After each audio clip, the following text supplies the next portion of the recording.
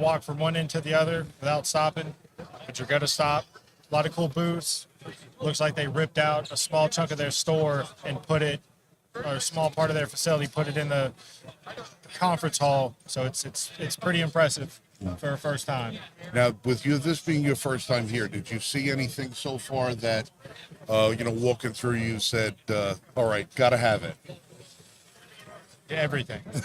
I mean, first time with this. I don't own a lot myself, just quite yet. So, I mean, the auto ordnance, the 50 cal, that big old 50 cal, that's here. That's pretty sweet. Well, Barrett's here. Beretta, Langdon Tactical.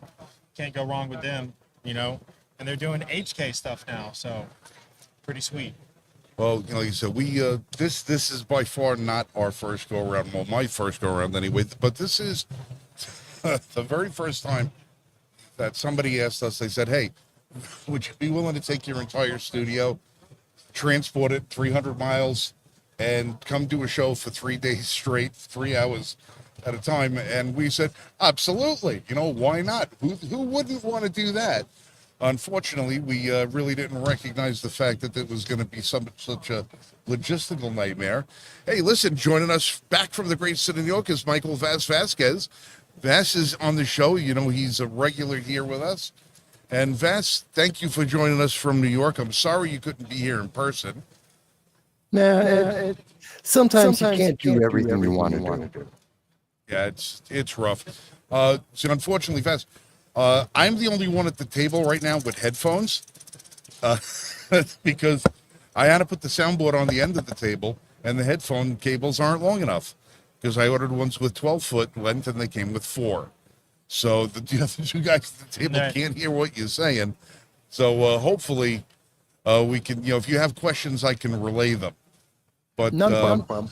I know exactly how it is. I've been over at CPAC. I've done Seat Freedom Fest. I know how these events go. There's always something that doesn't quite work the way exactly as you expected when you're getting everything set up and when you're going live.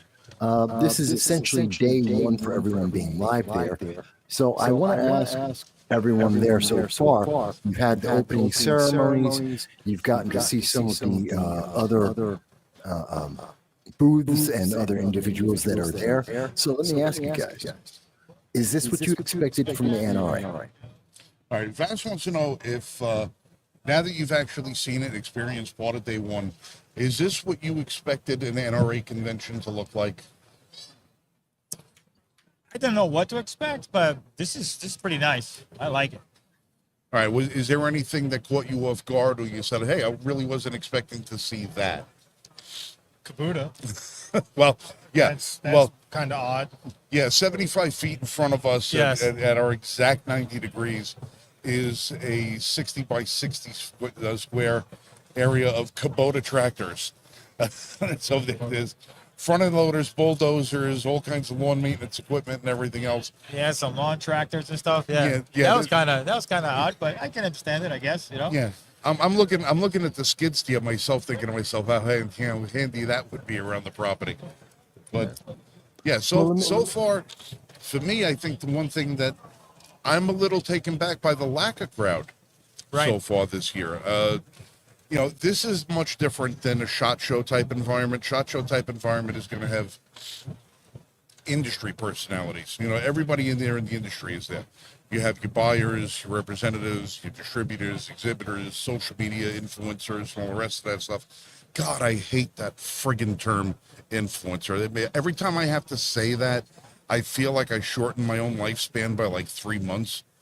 Every time, I swear to God, I hate that word. But at this event, it's very, very calm and subdued. You have mostly the general public.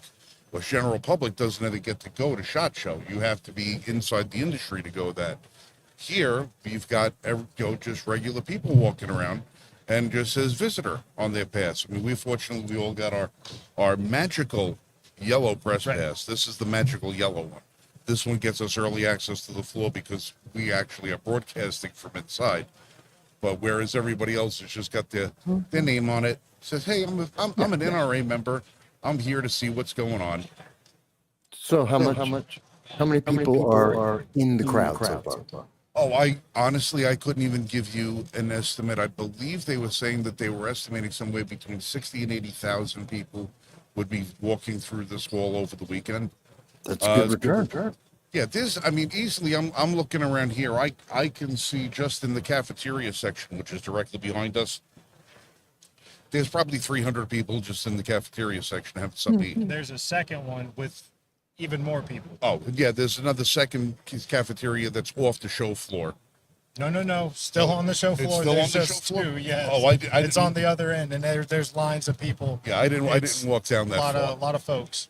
Not everyone's paying attention to the map. You got to follow the maps. Yeah. Well, But I can tell you, compared to Freedom Fest, that was about 6,000 people. CPAC was about 10,000, well, 12,000. We're at that event. I've done that a couple of years. So if you're telling me you got about 60,000 people coming through, that's bigger than CPAC and Freedom Fest combined. That's a huge crowd. well, you're talking the NRA. I mean, this is America's Let's go. oldest civil rights group. It's got 1 million members. Oh, that's out. Oh, Fix that. my live sign is down. Technical problem. There's Yeah, always a technical problem. No problem. because we're sharing the booth with two other shows, we're trying to incorporate what technology we can. And now my freaking phone is ringing.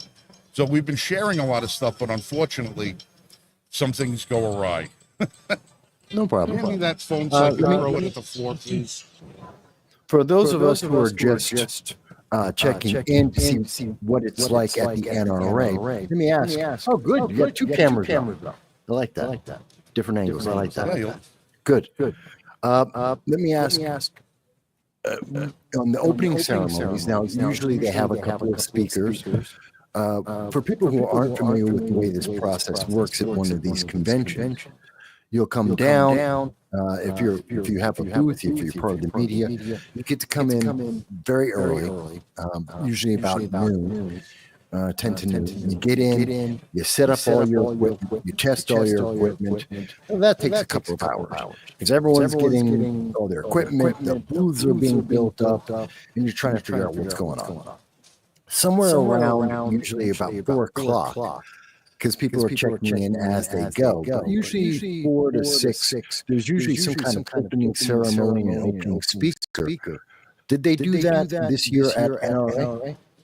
Well, every day with the NRA, you'll have somebody that comes out and it'll be a local politician who has some national prominence or something, and they'll come out, they'll make a little speech or something like that, welcome everybody to the event.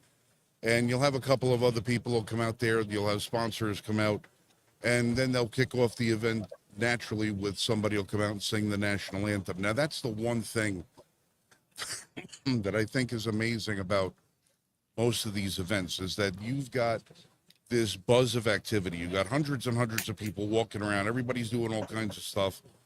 And then as soon as you hear the first few bars of the national anthem, everybody stops dead in their tracks and it is silent. Mm-hmm. And the only thing you hear is somebody singing that anthem. Now, I do not know very many other places in the world where I've seen a national anthem being played where the crowd was as still as they would be here voluntarily. I've seen national anthems being played in other countries where it's under military guard. So you have guys with guns standing on a wall and everybody stands perfectly at attention. Here in this country, when we stand at attention for our national anthem, it's voluntarily. Well, still a lot of guns. Yeah, there's still a lot of guns, but nobody's pointing them at us. So when we hear at this event, I mean, it's nice. There is always going to be a tremendous sense of solidarity and unity and brotherhood at an event like this. There's people of every age, every color, both genders. This is only 2. They show up, and it's everybody. It's always a hat tip, a nod, a handshake, a high five, a fist bump. There's always something. Everybody always comes along when they get to something like this. It's togetherness. It really is. There is a fellowship among gun owners, or I should say among practitioners of the Second Amendment, that you don't get in a lot of other arenas. You know, in here you'll have guys who are fans of SIG and some guys are a fan of Smith and Wesson. They're not going to get into a brawl in the middle of the aisle over who's better. But if you go to a sporting event, you say, all right, this one's a fan of Pittsburgh and this one's a fan of Miami. The two of them are throwing fists before too long. Gun culture, it's not like that. No, you lost one of your cameras. I'll work on getting that back in a second, so I'll just throw that one on.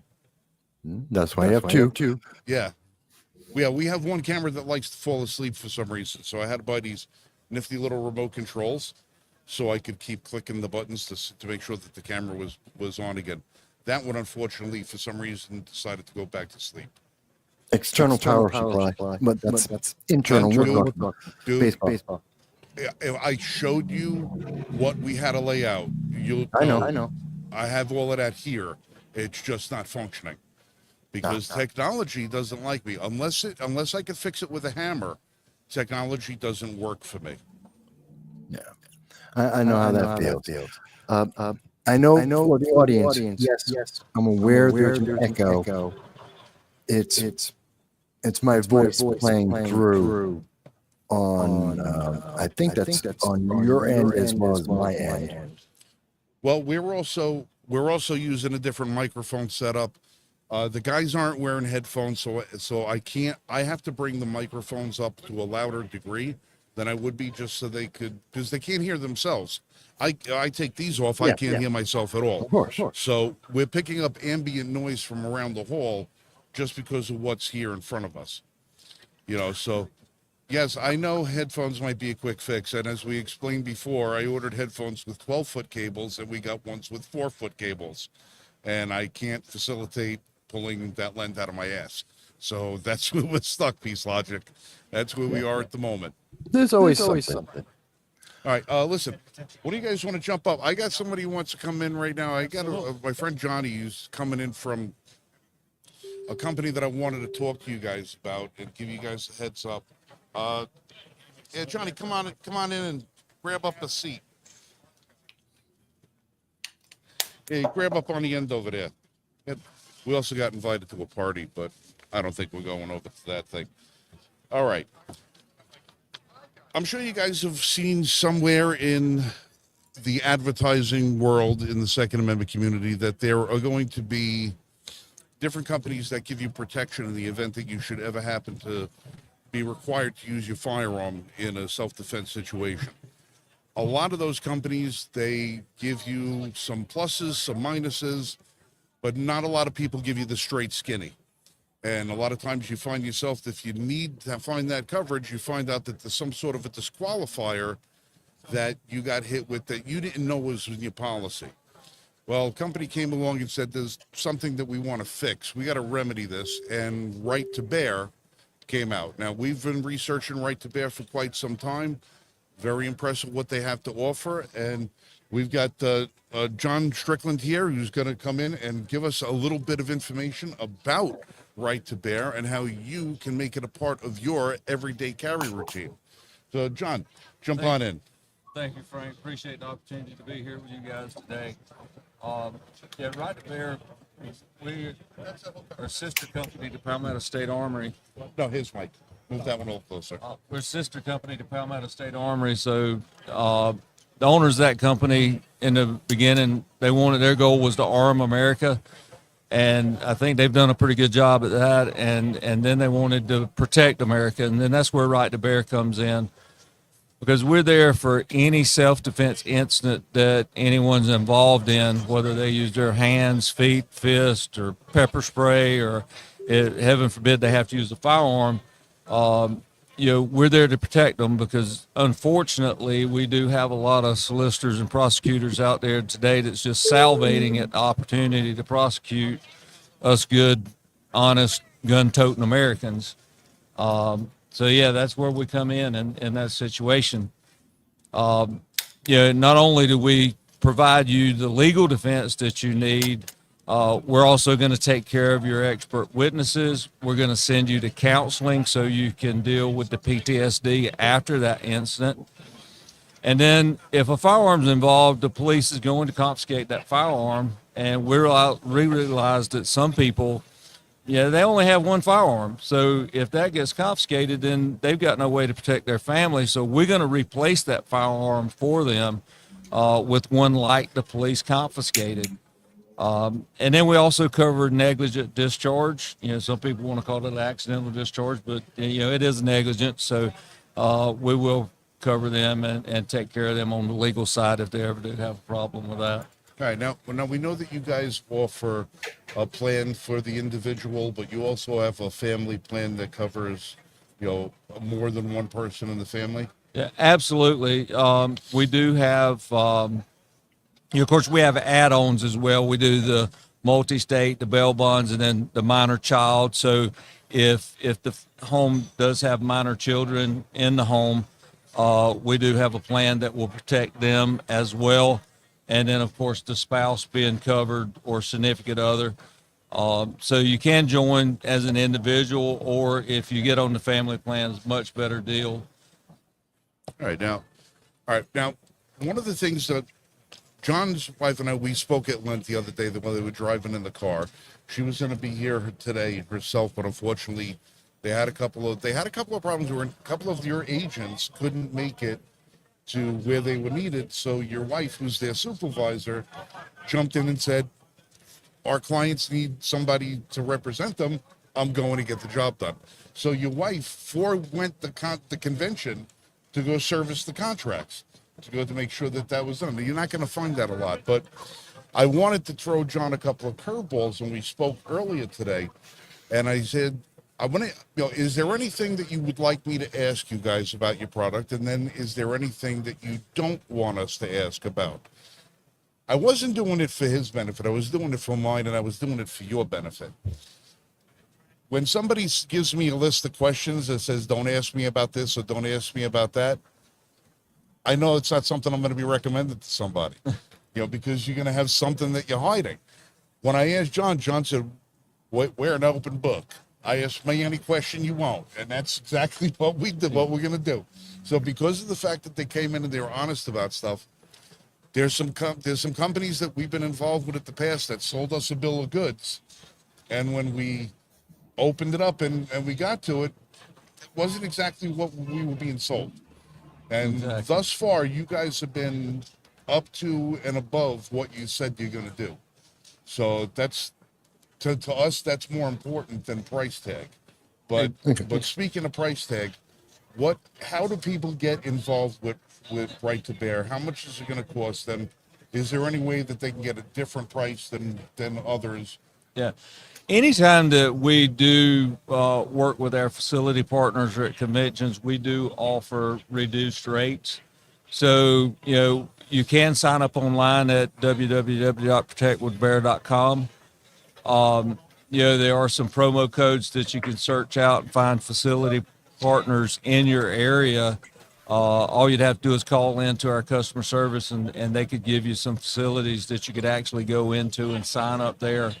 But a lot of people do like to sign up online. And then one other thing that I would like to mention, whenever you're talking about pricing and price points, back in June, I was asked to become the director of our House of Worship program, which I specifically work with churches across the United States. And we do have a greatly reduced price for those guys because, we are a faith-based company. We don't hide the fact that we are. So we want to do something special for those who serve their houses of worship. So that's definitely something nice to be able to do for people. Now, the one thing that kind of impressed me is something you told me earlier today: carrying in a no firearm zone. Exactly. Yeah, that's one that's one area that a lot of companies will absolutely run from.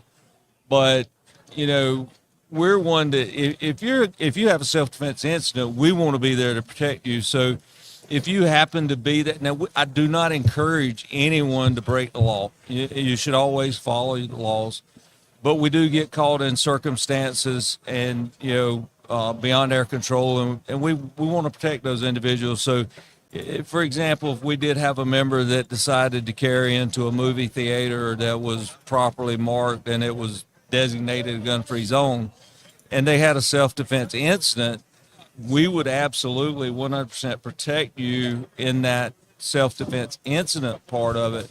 Now, we're not going to represent you in the unlawful possession of a firearm, but the self-defense part of it, we're going to take care of both criminal and civil on that. All right, now, unfortunately, I'm gonna have to kill a little bit of time here because I have Wait a minute, somebody wait a that was scheduled to be here. So I want you guys to follow up. We're gonna be doing a follow-up in your booth later today to go over it. We want to, ask a bunch of stuff about the application that we have here.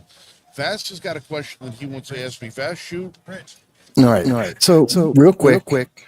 I was just on the website and I just showed it to everyone in our audience. To go see if I can't win something real fast, swapping out with Rich. Yeah, They'll be back. Well, hold Right on. in. You asked the question, Vest. We got somebody. I'm looking to get in.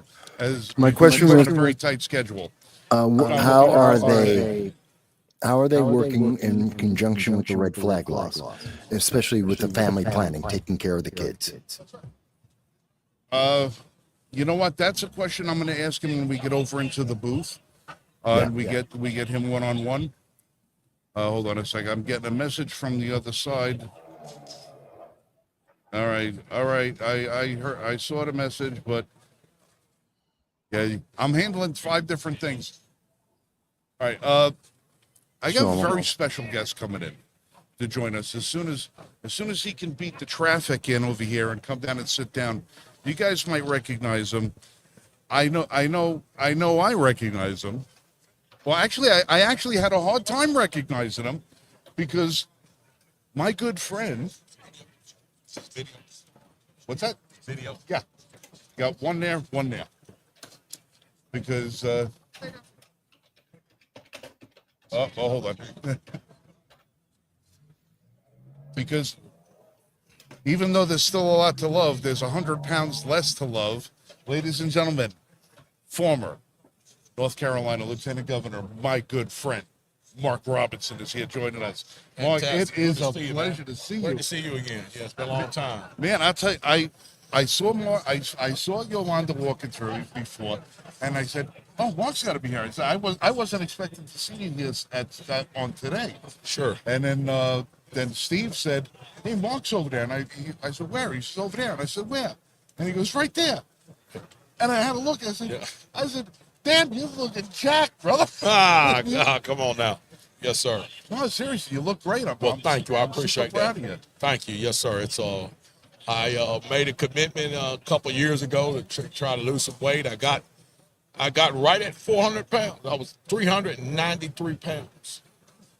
And it was very difficult being in a size 62 pants, particularly when you get on an airplane and have to sit in a size 40 seat. So, well, you know that it's not your fault. It's the airline's fault. that's right. They need to just make the seats bigger. I should have sued Uber. You should Or have. Lyft. I should have Lyft. Yeah, if we could have only got one big enough for you. Those memes were hilarious. I saw everything from can't lift to forklift. Oh man. So what have you been doing with yourself the last couple of months? Well, the last couple of months, immediately after the election, my wife and I, we just took a break, spent time with family, had a great Christmas, had some great times at the end of the year. Unfortunately, my mother-in-law passed away earlier this year, right after the holidays. But we kind of decompressed, and then we got together, decided what we were going to do. I'm going to start my own podcast, and I'm going to start my own C4. And we're hoping to get that off the ground pretty soon because, there's a lot of work to be done. A lot of these evangelicals out here, a lot of folks that go to church, they're bound and determined not to be involved in politics, and a lot of them don't vote. And it's really making a huge impact on our society as a whole, our country as a whole. So my goal is to try to educate churches on why they should be involved, why they shouldn't back up from politics, and why they should be the head and not the tail when it comes to politics. I think that the most educated people in politics, about politics, should be the people in the church. Those folks are going to go to the polls and make the right decisions and vote for the right people. And so that's going to be the goal that we're going to try to establish here, is to try to get more of those folks involved and to continue to spread the conservative message through our podcast. A lot of people ask me about running for office. That is not off the table. We may run for office in the future.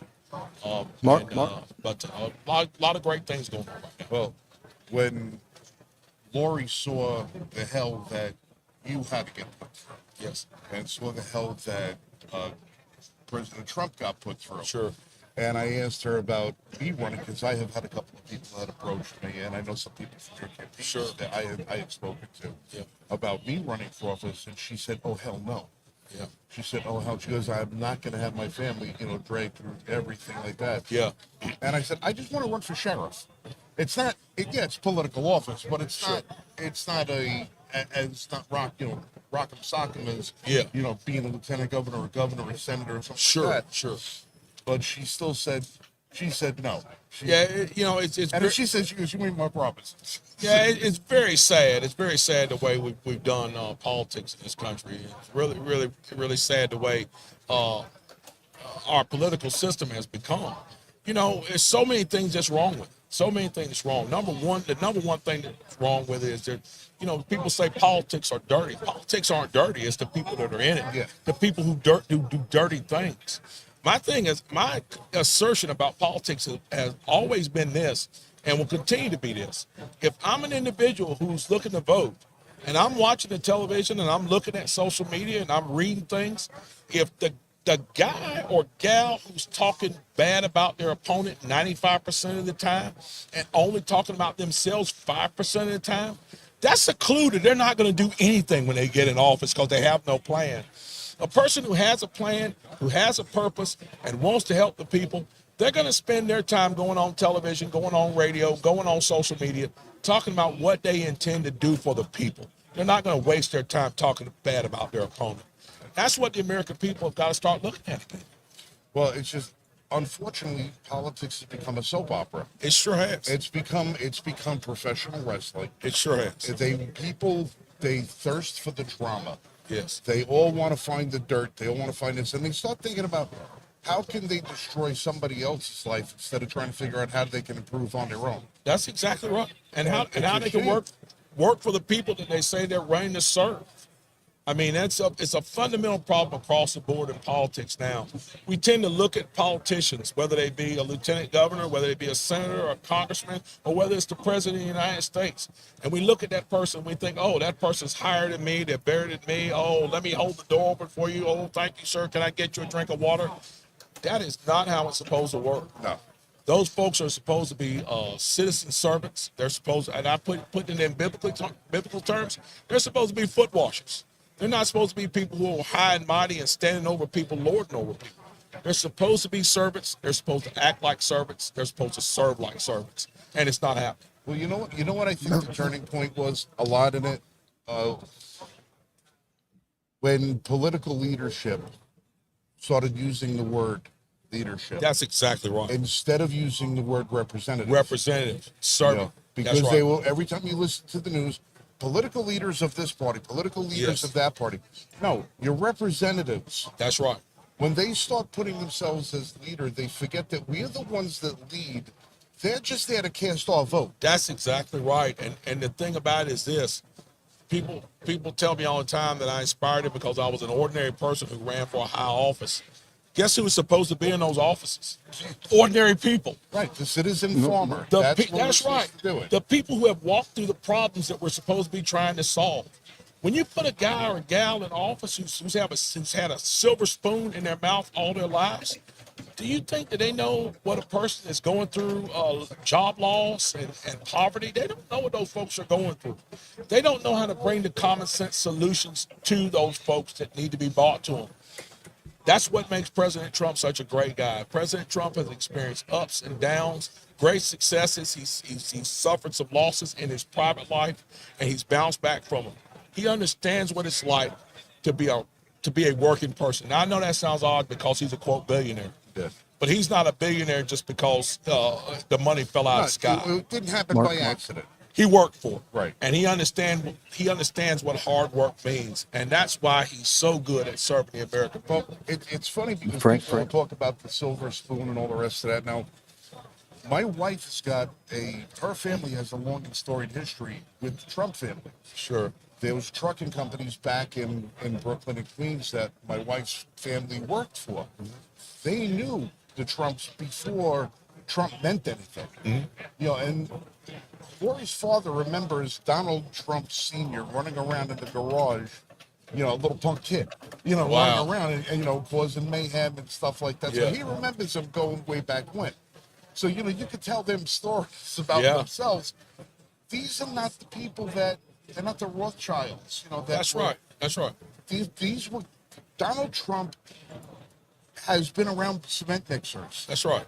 He's floated cement. He has bent rebar. He has sawn wood. His father didn't say, here's the $1 million and let you go. He was like, you're going to learn the industry from all ends of it if you're going to proceed and prosper in the industry. Sure. That's why he understands things Absolutely. the way other people do. Absolutely. You know, the other politicians, I mean, what did Joe Biden ever do other than Be a politician. be a politician That's exactly and, right. and a lifeguard with little kids bouncing on his lap? That's exactly right. And that is a quintessential problem of our time. It's the fact that we have a political class that knows nothing else except politics. We cannot have that anymore. And if you notice, they are desperate to keep men like us out, women like our wives. They don't want them in that sphere, because when we walk into the room, we look at that ridiculous looking budget that's sitting in front of us and we say, there's only $2 billion in the bank. Why are we spending $10 billion? Yeah. That's our first question. What's with shrimp on the treadmill? That's exactly right. I always laugh because they had Frank. the FDA did a test checking the rate of flow of ketchup. They took all the leading ketchup brands and put it on a 45-degree angle on a plate to see which one ran fastest. So they could write a report on which one ran, not which was the best tasting ketchup, not which one had the best ingredients, not which one it was the most, you know, harmful for your health. No, which one ran the fastest? Who gives a shit? Yep, it's pure insanity. It's pure insanity, which leads us back to the quintessential question of our time. The quintessential question of our time is this, and I really believe this, 100% I believe this, is how does someone go to Congress with $2,000 in the bank and end up with $20 million in 6 years? How does that happen on $175,000 a year? If a police officer did that on the job, he'd be investigated, correct? We just had we just had a New York City police officer who was banking out 4 times the amount of overtime than what they were getting in their regular salary. Sure. And when the investigation hit, put the papers in and left. At least had the dignity to quit. Sure. Our politicians, they get caught red-handed, and they just keep right on going and going and going. It's Frank, ridiculous. I have a question. And you know, I was just talking to another guy over there. We were talking about these things, and he said, "Well, let's get back on the Second Amendment." That goes hand in hand with the Second Amendment, because what we're talking about here is we're talking about politicians who get in office. They don't do anything but get rich and get reelected. They don't fight for the people, and since they're not fighting for the people, they've forgotten what they're there for. And what they are there for, each and every one of them, is to protect the Constitution of the United States of America.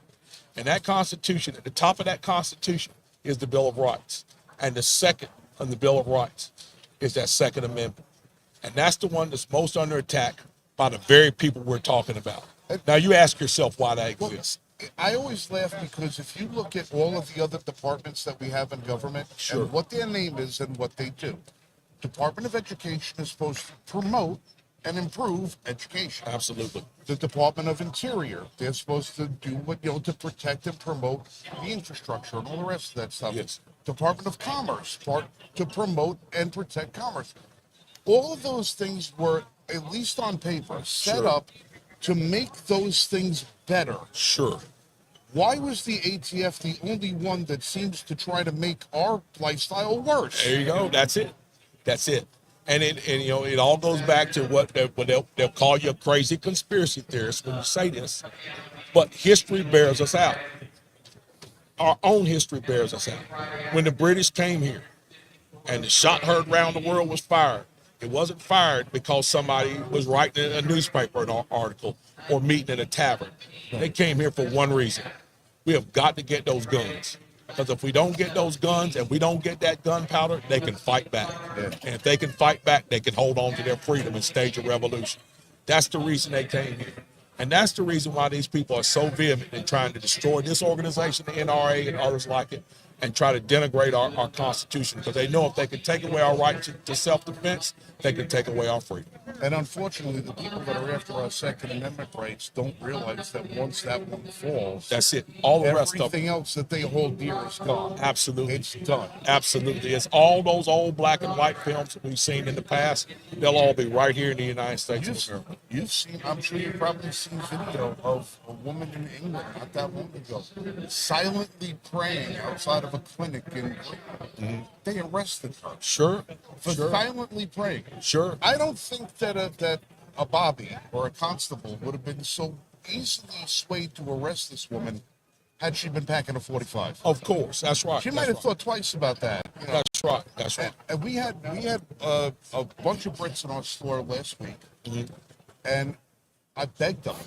I said, please take a chapter out of history and get your country back. That's it. I said, That's right. you've got your cousins over on this side of the pond that will support you. Get your country back. A Frenchman who was here on a work visa, him and his family, I used to fly radio control planes with him. And when I told him, I said, I had firearms. He said, what kind? He was very excited. I said, I got all kinds. I got pistols. I got rifles. He said, do you have an AR-15? I said, yeah, I got an AR-15. He's desperate to see this thing. So he comes to my house to see this AR-15. And he's amazed.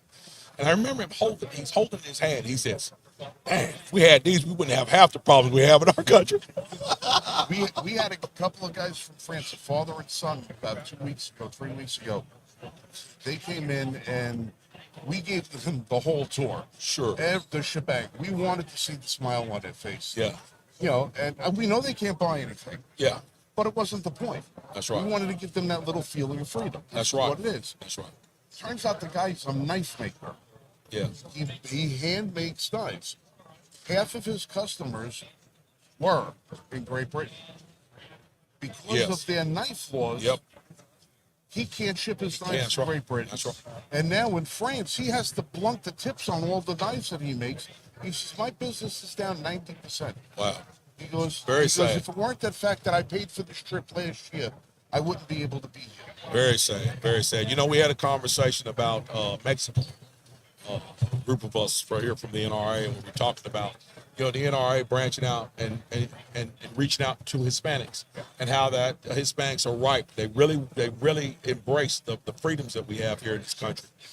And somebody mentioned the fact they don't have a Second Amendment in Mexico. There's no Second Amendment in Mexico. There's no Second Amendment. There's one Second gun Amendment store in rights. all of Mexico. There's one gun store. I was sitting there and I was silently thinking to myself, there may not be a Second Amendment, but there are people down there that take part in the Second Amendment. They're called the cartel. They have all the guns and weapons anybody could want. Unfortunately, they don't pay any attention to the law. The people who don't have the right to own the guns and don't partake in any type of firearms are the law-abiding citizens. And guess where they are? They're under the thumb of the government and under the thumb of the cartel. And it shouldn't be that way. That's the way they want it here. You notice the same people who want to take away your AR-15 and take away your Glocks and your 45s, those are the same people that are trying to defund the police. Who the hell am I going to call when the guy with the AK-47 busted my house from the Crips or the Bloods? Who am I going to call? Going to call the defunded police? No. Am I going to call this crummy politician who took my gun? No. So guess what? You can't have my gun. I'm not giving it to you. So, I mean, it's a perfect circle of evil, and we got to stop it. Yeah. And I listen, we do a pretty good job educating people that come in. We've got a lot of people in our store that, when they come in, they're from foreign countries, and this is, where were those people from that the girl said that it was crazy? Austria. And she said, it's crazy that people can get the guns and this, and I'm like, Austria. You might want to look at the history. You might want to look at your history. And That's right. see what happens when an armed populace is able to resist. That's right. And I Because you guys weren't. I love to remind people of the history of Germany. prior to World War II. Everybody talks about how Hitler disarmed the people. Hitler wasn't the guy that disarmed. They had a weak government that did that some 20 years before. They had already disarmed the populace. They made it right for a guy like Hitler to step in and take over and be a dictator. Yeah. That's what happens when you disarm a He took a populace. downtrodden people, That's right. promised them greatness so long Yep. as they were subservient. And did what That's he said to exactly do. right. And it That's leads, how he got his it power. leads to a guy like Adolf Hitler. Right. That's right. And believe me, we got plenty of them that are willing to fill those shoes today. That's exactly right. That's You know, right. and they've already picked out their victims. And unfortunately, it's us. That's exactly right. That's right. We can't let it happen, though. We're going to keep fighting to make sure it doesn't. At that time, that'll be the one time that somebody on the left can look at you and look at me and not see color. That's exactly right. That's They right. don't give a shit at that point. That's All exactly they know right. is that they see that conservative R or gun Absolutely. toting, and Absolutely. we are both the enemy. Mark for death. That's right. That's Mark for it. destruction. That's right. And I laugh with with inside the industry itself. We have a couple of gun companies that have been failing lately. Sure. And a couple fall. One of my gripes with the industry, I always say, my loyalty is not with the industry. My loyalty is to the people and the Constitution. Sure. That's why the Liberty First Foundation, we Sure. operate to do the things the way we do it. Sure. It was, I'm looking at the industry, somebody falls, everybody else cheers. Yeah. And I'm like, that's the wrong attitude. It We got is. a company right now that is going under because of a $250,000 debt. It's a good company. They make a decent product, not a great product. Yeah. A decent enough product that people could afford as entry level, get them in. They work when they need it, right? That's right. And people in this industry are cheering that company went out of business because, they make garbage. It was like this. Every time somebody in our industry goes down, that's a slight against all of us. We all suffer a little Sure. bit. Sure. Yeah, that means there's maybe a little bit more market share for you guys to try and fight over. Sure. But you're not fighting over the same customers. That's right. You're That's fighting right. over customers that can't afford your product in the first place. That's exactly right. Why our industry is so ready to hype up and beat down the small guys. Yeah. And never give them a leg up, never try to open the door, help them out, move them up. At one time, Smith and Wesson, they didn't know each other. Sure. They had to come together to make something great. That's There's exactly a right. lot of people in this industry I believe that too. I that believe that could too. use the industry's help. Yes. And the customer base, we're the same. We know better. We played this game about fanboys. This one's better than that one. That one's Yeah. better than that one. There are 635 people in Washington, D.C. that want to put all of us out of business. And That's right. disarm Every one of them. us. That's right. Every one of us. That That's want right. to take That's our right. guns away. And the guy that makes $500 a week, he can't afford a big time AR-15, one of these really expensive models. There got to be those companies out there that are making those things at a price point that everybody can afford them and everybody can get into them. My nephew is an entry-level police officer. He can't afford one of the big expensive AR-15, so he had to get one of the lower price ones. That's a perfect segue to get him in there, get him with that weapon, get him familiar with it, so that when he can afford it, he can get a better They weapon. can step it up. And we got to have those companies out there that allow people And to do that. And that's why we need the whole industry to support the large companies and the small ones even. And we need Absolutely. the customers to do the same. Absolutely. And like I said, we're everybody's enemy, so we got to be everybody's. better know We it. have to be partners to each other Yep. if we're going to beat the people that want it this Yeah, that's one of the things that drives me crazy in politics, particularly with Republicans. You notice, as bad a job as Joe Biden did, the Democrats circled the wagons and protected him like nobody's business, up to the point where they wouldn't even tell the people of the United States of America, hey, your president is incapacitated. Let's keep this a secret. Do you really think if he was a Republican that other Republicans would have kept that a secret? Oh, forget They'd have about it. been ready to stab. If Donald Trump, God forbid, if Donald Trump had been mentally incapacitated, there would have been Republicans who would have been chomping at the bit to get that on the news so they could get him out of the way so they could get his Yeah, spot. like that one from Alaska. We cannot do that. We cannot do that. Yeah, well, the Republican Party is notoriously famous for shooting himself in the foot Absolutely. at every opportunity. We don't know how to. We can recognize momentum, but we're like a dog chasing a calf. Once we catch it, what the hell are we going to do? That's right. The number one thing we got to learn is unity. Yeah. Unity above everything. It's all right not to like somebody, You know, I always liken it to being in combat. I'm pretty sure that somewhere in Japan on Iwo Jima, there were guys in a foxhole in Iwo Jima. One was from New York and one was from Mississippi, and they couldn't stand each other. I hate your accent. Well, I hate your accent too. But guess who we hate? Guess who we hate worse than that? Those Japanese guys that are trying to kill us. So let's put that aside and fight them. That's how we need to be on this side of y'all. Yeah. And you said you're right. And I know with I was watching your campaign very closely. Yeah. You know, and I've seen a lot of people that were, you know, slapping you on the back 6 months earlier or stabbing you in the back 6 months Absolutely. later. Absolutely. And that wasn't the case with us. Yep. We know you. Sure. We know who you are. Sure. We know you like we know we consider you friend. We know the caliber of the man. Yes. Yep. And you know, to see the way that, you know, you said circle the wagon, shit, the freaking wagon just ran away. It sure did. And- Yeah. In a lot of cases, that's true. And, you know, what really irked me was this. You know, Donald Trump has spent the last, 6 years telling us all and exposing the fact that CNN is fake news. The big time story that supposedly came out on me, guess where it came from? It came from CNN. Yeah.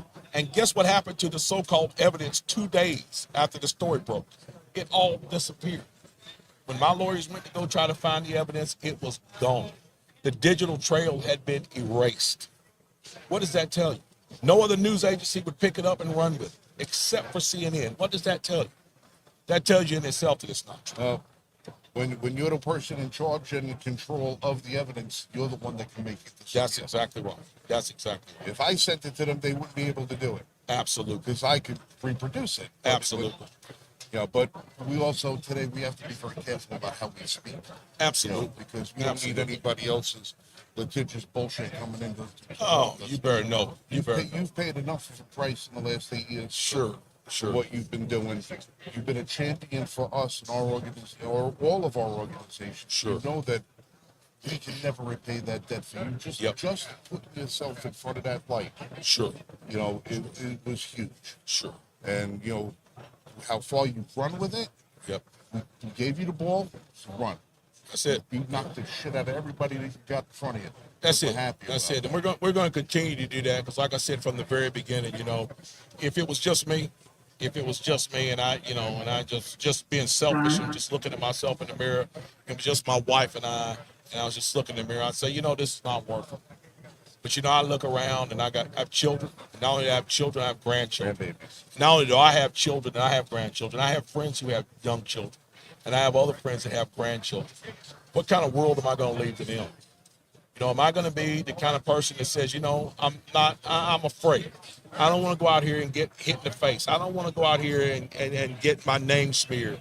I'm going to go hide in a hole and just hope that everything is okay. Am I going to be the kind of person who would be like the men that stood up on Bunker Hill? Am I going to be like them? Those farmers that stood up there and faced the most powerful army in the world barefoot. They stood up there, a lot of them barefoot, to face the most powerful army in the world. And because they did it, they gave us the country that we have now and the freedoms that we have. That's the person that I want to be. I don't want to be the coward that sits in back and just hopes and prays that everything will be okay. I want to be the guy that actually goes out there and makes a difference. I have several questions. Who's asking that? Oh, wait a second. You're off the screen. Of course I am. All right. You guys were talking. I'm gonna have to relay questions to the headset for you. Okay. This is Michael Vasquez. I know you know Vaz. Vaz has Yes. interviewed you several times in the past. Vaz, shoot, I will relay the questions. Okay, first question. What is the name of the podcast that Mark is looking to do? What when you launch your podcast, what's the name of it going to be, or is it as of yet undetermined? Undetermined. All right, so it's undetermined as of yet. Okay. Mark also mentioned he's looking to run for Congress. Oh, excuse me, run for an elected office. Right. Is that state, federal? What office is he looking at? All right. Vaz wants to know, he says, since you've hinted around the idea of you running for another political office, are you looking at state or federal? We've looked at both, and like I said, absolutely nothing is off the table because I've said from the very beginning, the thing that I've always wanted to do is serve in a place where I think I'll have the most impact. So wherever God leads us, or wherever we can have the most impact, that's what we're going to do. All right. So does that answer that question, Vaz? Kinda. Kinda. Kinda. He's Is he learned a little looking bit to be about the on- political ropes. That That's answers my timing. Timing is Yeah, everything. timing. Is he still going to be going as a Republican or independent? Republican or independent? Republican. I'm still a Republican. Staunch Republican. Still a staunch Republican. I'm trying to drag this party kicking and screaming back to the place where it should be. Absolutely. Okay. And does he continue to support, and I assume that the answer is yes, but does he continue to support stopping the red flag laws from coming to North Carolina? Vass would like to know, are you still a opponent of the red flag laws in North Carolina? Yes. Red flag laws are called red flag laws because communists made them. That is as direct an answer to that question as I think you're going to find. There's much better ways of policing than red flag laws. Much better ways. All right, now, well, getting back to that, I mean, all right, I've been a vocal critic of Donald Trump, right? Because I criticize everybody when it needs to be, right? When he was in his first administration, there were two things that I was really upset about. And one was the statement where it was him and Pam Bondi sitting in the White House office over there and said something about, they were talking about the red flag laws because Pam Bondi is a supporter of them for Florida. And Trump said, well, I like that. You take the guns first, due process can come later. I got chilled to the bone hearing a Republican president say that. Yeah. I about lost my brain in the house. I was screaming at the television. Yes. And my wife, I've always been the one, ready to nitpick and attack and say, no, you don't say stuff. You don't believe like that, Yes. She was a little bit more calm about it. But then we had the incidents where a guy went into his office building that he worked at with two firearms, and he shot a bunch of people. And one of the firearms in his possession was a Colt 1911 45 that had a suppressor fit to it. This was the same time that the Hearing Act was working its way through Capitol Hill. And he said, I don't like silencers. Now that statement by him essentially killed that act, to get that. Now, I don't know how much input he has, because I know he's changed some things by learning about how he got burned the first time, by certain people that he got burned the first time. Do you think he'd be more or less inclined to listen to somebody like you or somebody like me this time around about the dangers of the red flag laws and what that means long term to people? I do, because, the thing about the whole thing with red flag laws is this. You take a look. Where else have you ever seen somebody's constitutional rights get pushed aside for any reason?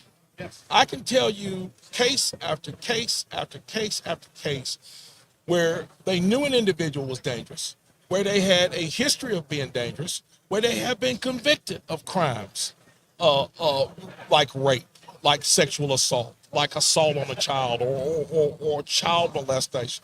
And that person's constitutional rights are still paramount. They still allow that person to roam the streets. They still allow that person to be free. Their constitutional rights are always paramount. Even over the victim's rights, their constitutional rights are paramount. Why is it different with a firearm? Why is it different when it comes to a firearm? It should be different when it comes to a firearm. The bottom line is this: red flag laws are an easy way out for lazy politicians who don't want to work with police to come up with inventive ways to try to fight crime. That's the bottom line. It's the bottom line. And I hear things like with this Kilmar guy that they deported to El Salvador. Or Yes. Abrego Garcia. Yeah.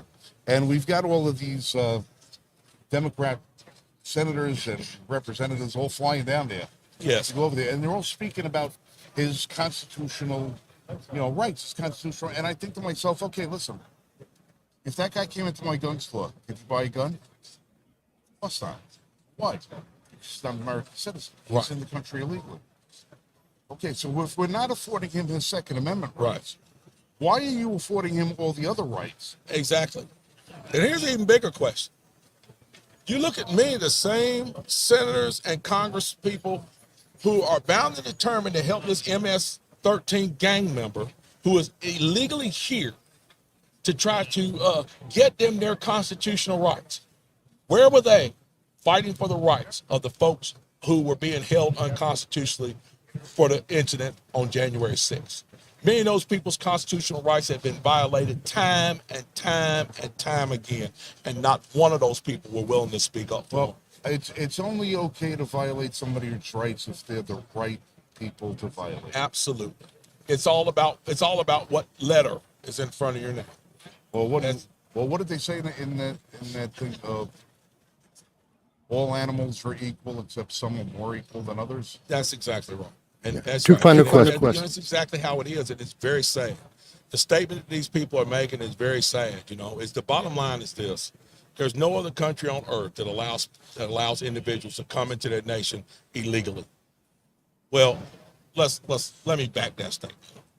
There are some nations in Europe that are doing it currently, and they're paying the price for it. Oh, So let's put it like this. they're great. Every nation that allows people to come into their nation illegally pays a heavy price. The United States is paying that price right now. Great Britain's got, I'm going to say, 7 to 10 years before the monarchy completely is gone. Absolutely. Or that the monarchy has to leave Buckingham Palace and go to the Canary Islands someplace and rule from there because they won't be able to speak the language in their own country. Absolutely. Or a revolution is staged there, which is completely possible. All I know is if there's a revolution in Great Britain, gun runners are going to make a ton They of sure money. will. They Bats, sure will. you got a question for the Lieutenant Governor? Shoot. Two questions real quick. The first one would be, does he have any words of encouragement to someone who is looking to run for an elected office because his experience? Second question would be, what is his goal there at NRA during this convention? All right. Vass wants to know if you have any independent words of encouragement for somebody who's looking to venture off into a political career, something that'll keep them invigorated and hopeful that they could actually accomplish something. And then second, your being here, is other than you looking to eventually promote the podcast and bringing people together and stuff like that, do you have any other reasons, any other goals that you'd like to accomplish while you're here at NRA? Okay, so the first question would be the number one reason why I think you should be encouraged to run in running for office is this. Just take a look back in history and see all the people that have sacrificed to get us to where we are and give us our freedoms. No matter what it is, whether it's the Second Amendment, the First Amendment, the entire Constitution, however you want to look at it, none of it would have been established without sacrifice. And none of it would continue to be secure without sacrifice. Is it a sacrifice to run for office? Absolutely. But it's worth it because win, lose, or draw, that sacrifice goes in to making sure that our Constitution is protected and fighting to make sure that our Constitution is protected. So anybody who's thinking about running for office should always be encouraged to know that you're doing it for the right reason, and the reason you're doing it is to protect our Constitution and the state, nation, or city that you live in. So be encouraged by that. The second part of the reason why I'm here, of course, I'm an NRA board member, and I'm bound and determined to see this organization spring back from its recent troubles. This organization is the premier gun rights organization. It's the oldest civil rights organization in the nation. And the reason why it was targeted was because of the power that it holds, and because of the membership that it held, and because of its ability to be able to affect political change for the better for the people and to protect the Second Amendment of this country. This organization has to survive, and not only does it have to survive, it's got to continue to thrive and get even better. And that's my goal in being here this week.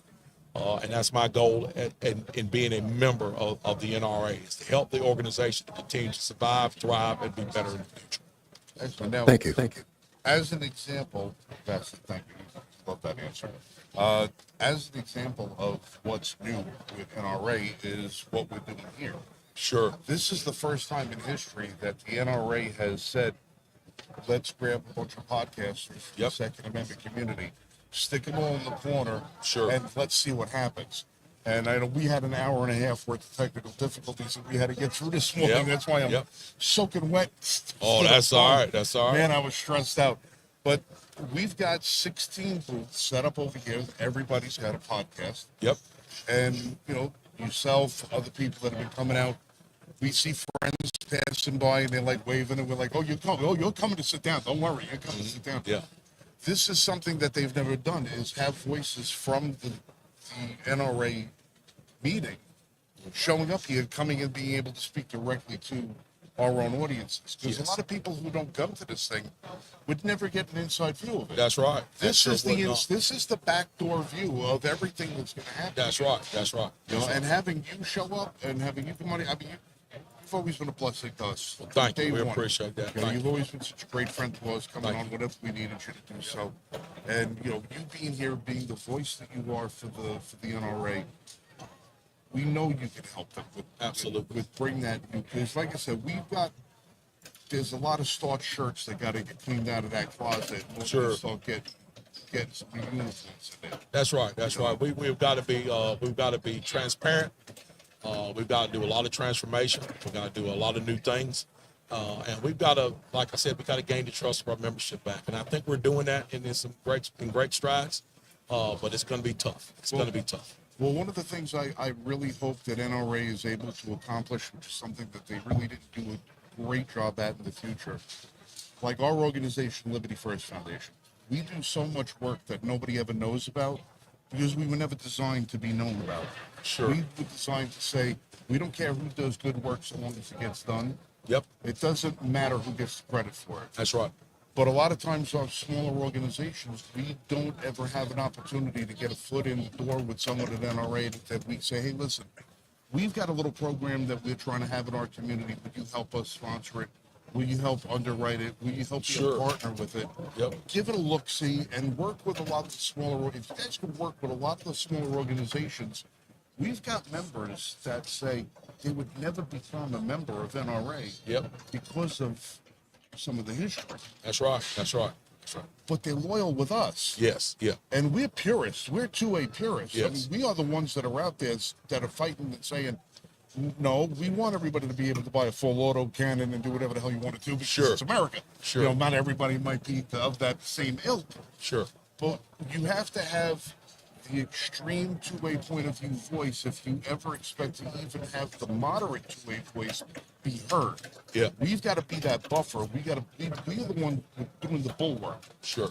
So we hope that, you know, with your voice, help lend a hand to some of the smaller organizations, partner with us, so we can bring our members to your fold, sort of bridge those gaps. You know, and like I said, I mean, I would love to be able to have, I mean, this is the first time in history my logo is on a board with the NRA logo. Wow. All right. That's awesome. This to me is my partner, Michael, who you've interviewed with him, you've met him. Matter of fact, Michael gave you your very first interview.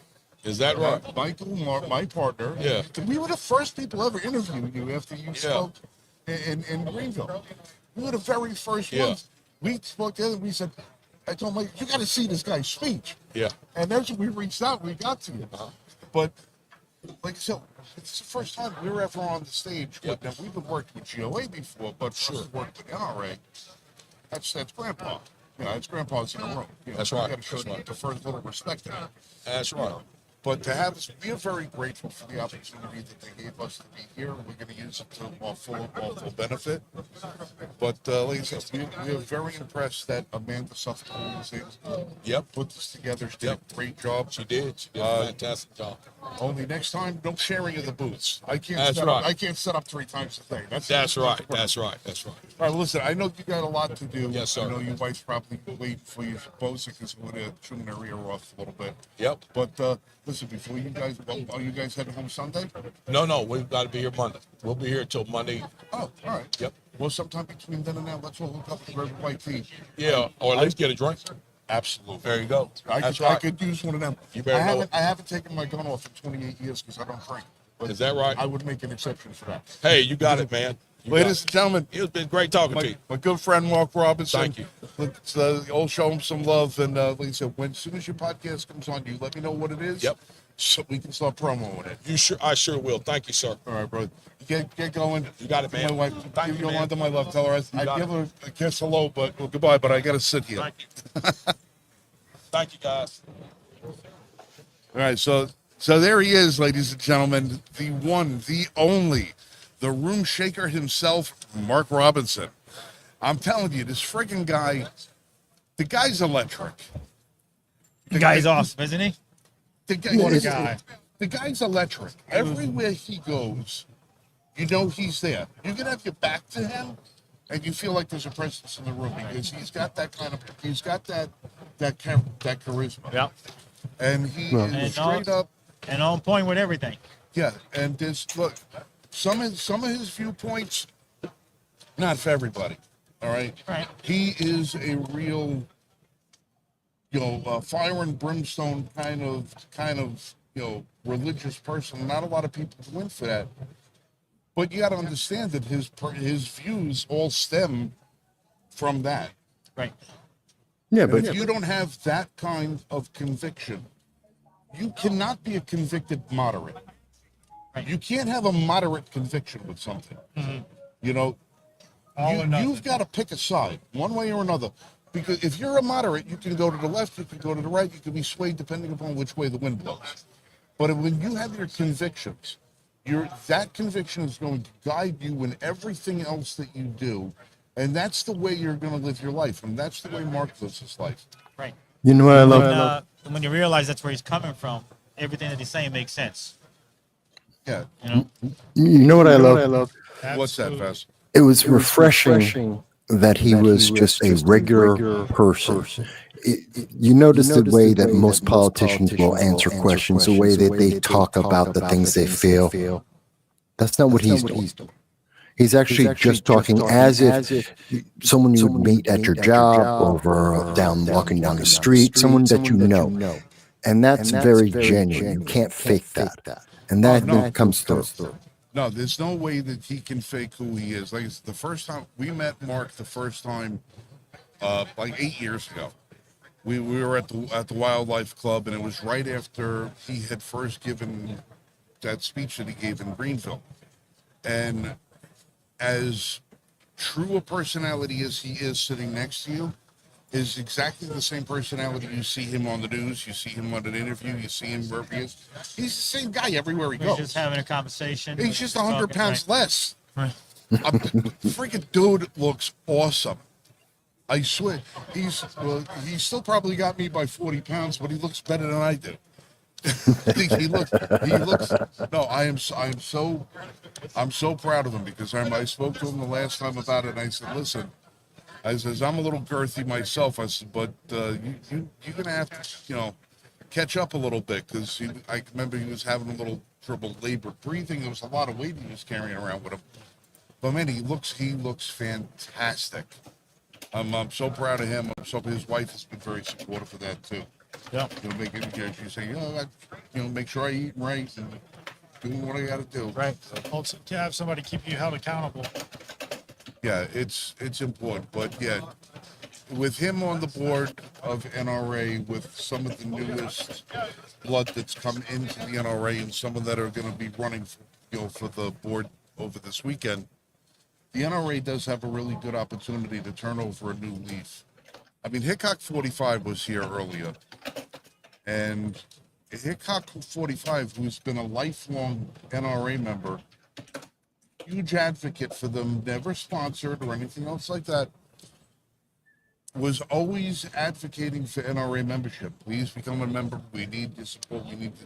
A year and a half ago, he cut all ties with NRA. He says, I can't in clear conscience be a part of this organization anymore. And he cut ties with them.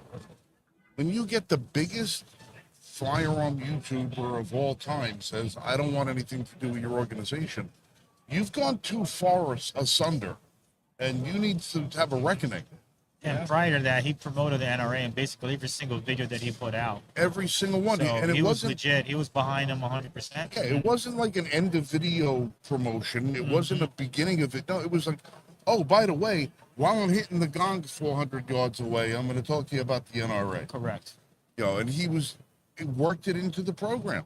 His son, John, same thing. Right. You know, John was a big advocate. For both of those guys to walk away from NRA and to have him here on the show floor, and by the way, Hickok 45 will be joining us this weekend at some point. He'll be here on the show.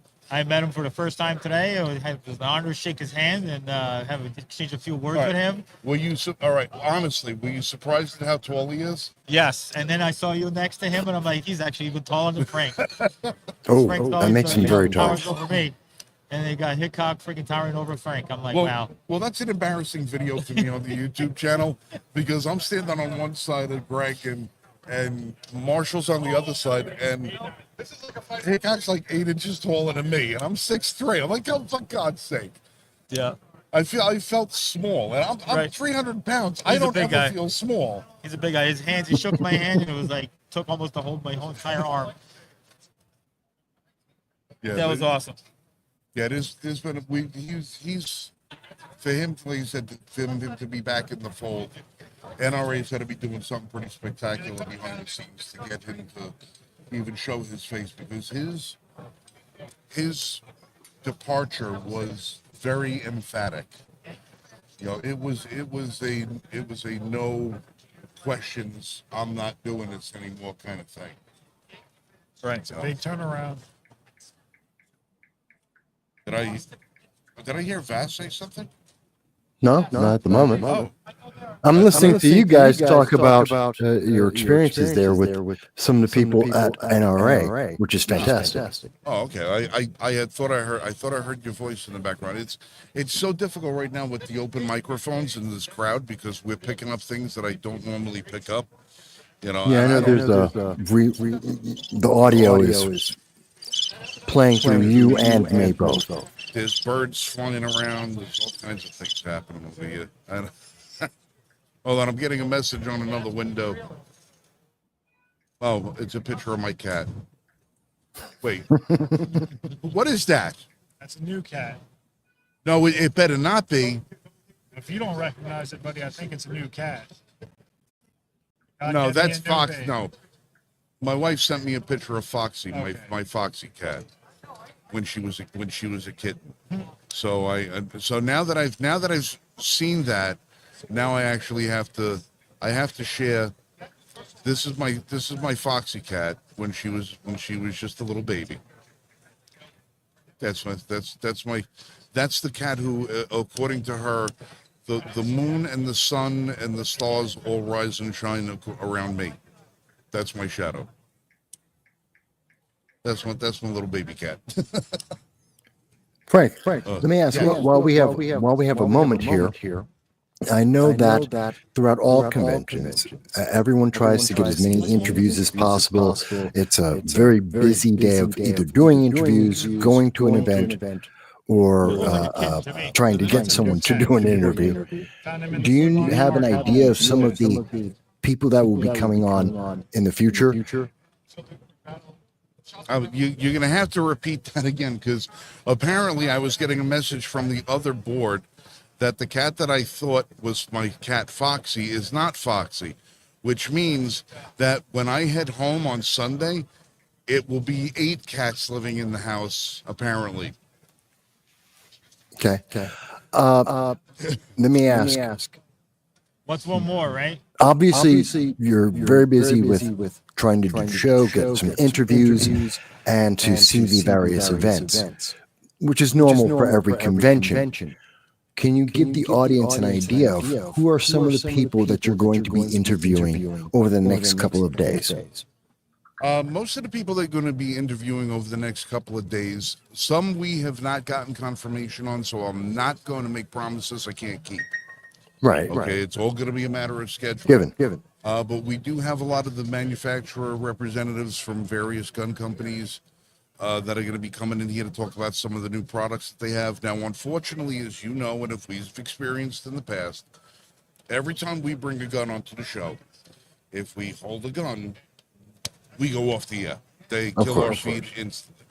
So what we have to do is we've been trying to coordinate. I have gun companies sending me their videos so that I could split screen the videos. So while the rep sits here, I can do a split screen and show the video of their product or stills of their product. But there are going to be some political people coming by. And again, I'm not gonna bait anybody by giving names. I could just give potentials. I know that author Liz Lazarus, who was a guest on our show not long ago, she just walked by a little while ago. She's going to be making an appearance on the show to talk about her second book that just got published. Cool. We've got a bunch of people in the social media spectrum are going to be by, where we've got a lot of folks who have their podcasts are going to be members on our podcast. So we're going to be swapping members and stuff like that. So it should be interesting. I just can't be on the record because unfortunately the way this is conducted, we don't have a like the way I'm set up right now is basically a haphazard exercise in You're sharing the insanity. booth. It's to show. All right. I had everything laid out perfectly, but on a different size table than what I was anticipating. Set up in a different environment than what we were anticipating. So I got to break all this shit down, put it all back up 3 times a day. So because there's going to be some issues, we can't necessarily have a regular schedule, of who's going to be here and who can't be here. The gentleman who was here before wasn't supposed to be here till 3:00, but he had to show up early. So we don't have a check-in sheet. Somebody's walking by, I see them, they give me a wave. If we got time, they're coming to sit down. If we ain't got time, I tell them, give me 10 minutes, and that's it. So this is how we have to operate until the next time we do this, when we each have a designated booth that we do one setup, set it up the way we want to, and we're fine. Right. And it'd be nice to figure out the headphone situation too, because now we're having a conversation with Frank. Unfortunately, Vasquez, the guys can't hear you. So what I think we're going to do is we're going to take like a 10-minute break. If you want to sign in, sign back. What I think I'm going to do is I'm going to try and move my audio board to the center of the table so that I can get headphones on everybody else. So and we may want to check on the echo or the repeat. It's actually not an echo, it's a repeat. If I can get the headphones on everybody, I can take the squelch out of the mics. That'll do it. All right, so we're going to take a 10-minute break, everybody. We'll be back in a little bit. I would have you play some music in the background, but I ain't got none. So just give us a few minutes, and we'll be back on very shortly, okay? Gotcha. All right.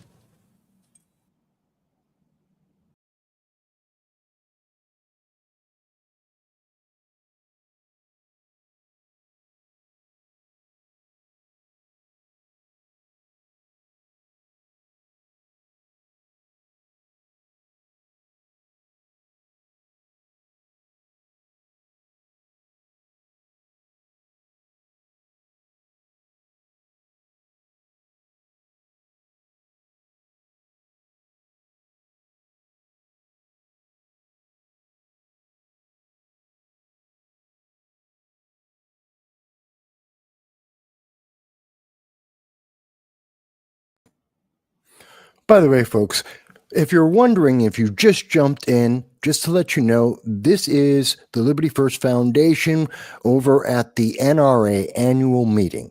And we have live coverage from the actual,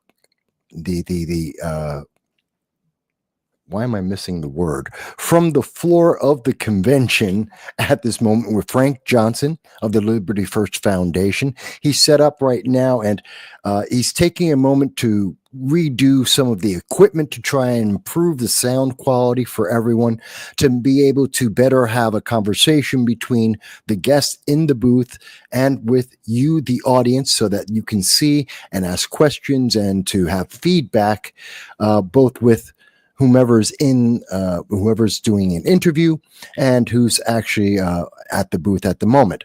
We just had Mark Robinson, the former lieutenant governor of North Carolina. He was talking about his future goals that would include his potential of running for another elected office, possibly state level, possibly federal level.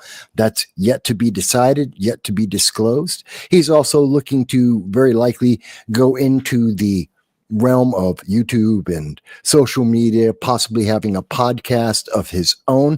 Name not yet determined, but we'll keep an eye on that and we'll let you know about that as that goes forward. Obviously, with every convention, I've done CPAC, I've been at Freedom Fest, I've done this for a couple of years. Frank is having his first experience of dealing with a convention on the floor as media.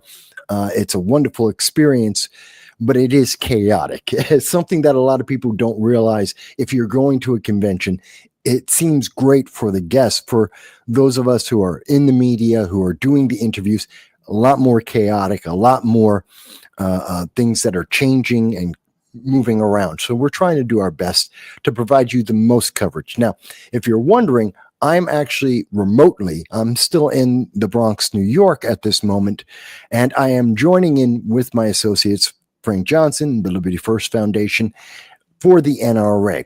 As you may have noticed, I was involved with Mark Robinson as he was doing the interview primarily with Frank Johnson. We know there's a slight issue with echo from the NRA event. We apologize for that. We're trying to do our best to work that through. But we are looking forward to the event coming back, and I think Frank's working right now on moving the cameras around, moving some of the audio around. So we're going to be back and forth. Now, this is not just today's coverage. We have coverage for today, Saturday, and I believe Sunday will be the closing of the coverage, the end of the NRA Annual Meeting. We expect to have, as you were just hearing from Frank Johnson, there's at least one author that will be joining to be speaking. We're going to be hearing from possibly several elected officials. There may be some and also conversation with gun industry officials, as well as other podcasts that are there at the NRA event that are speaking at this time. So there's going to be a mix of guests throughout the entire process as they move forward. And at the moment, if you're wondering, why are you seeing me? If all of this is happening, well, that's because, again, they're moving around some of the cameras, they're moving around some of the audio, trying to test the system to make sure it's working all right. So you're seeing me from my studio in the Bronx remotely while this is taking place. Please do bear with us. But I think it was very interesting when we were talking with Mark Robinson and his thoughts about the Second Amendment, his thoughts about the red flag laws. But I also thought it was very interesting what he was saying, because he was very human. You know, very often politicians, individuals who've run and been in an elected office, they're not very human anymore. They tend to have those canned answers to many questions that you might ask them. And instead, Mark Robinson was giving us real, human, honest, genuine answers, things that you can't fake. And that's, I think, is very important. I also thought it was very important what he said about why he has run, why he is at the NRA event, why he may run again, in his words to those in the future, that it is about service. It is about the oath of office to serve the constituents, to serve the people, to follow the Constitution, and to provide the best service under the Constitution to your constituents that you can, to have that conviction, that assurity that you are doing the best you can for those around you, for those who voted you into office. And I thought that was really genuine and very, very clearly stated. I think it was one of the best moments of hearing many politicians. Over the years, I've interviewed dozens upon dozens, if not hundreds, of politicians, candidates, elected officials, pundits. And very rarely have I heard someone who is as genuine as Mark Robinson was just then in saying why he ran and why he might run again and why he would advise others to run, to serve your constituents, your fellow members of your city, your state, your nation, to serve them and to support the Constitution. We just don't hear that anymore. We don't hear politicians, whether in office or out of office, we don't hear them say that the Constitution is so vital to our nation, so vital to our society and our lives. We just don't hear people talk about that enough. And I think that's something we're seeing the results of that, which has been not as positive as we would like. Our society is fracturing and is having difficulty. And they were talking about this same experience over in the United Kingdom, where now, as Frank Johnson had brought up, recently, several individuals now have been arrested for silently praying. That's something you can be arrested for in England. I mean, if that isn't a definition of a downfall of a society, of a nation that is crumbling. They also were talking a little bit about what's been happening over at the EU, the European Union, with the open borders and the consequences that we've seen in Europe, the no-go zones in France, in Germany, in Sweden, and many of these nations that said, okay, we're just going to have open borders and anyone and everyone can come in. And because there is no qualification of who's come in, some of those who've come in are problems. I mean, think about it. If only 1% are an issue, even 0.5% are an issue, you're talking about hundreds of thousands of people. Looking at the United States, 8 million people came in through the 4 years of the Biden-Harris administration.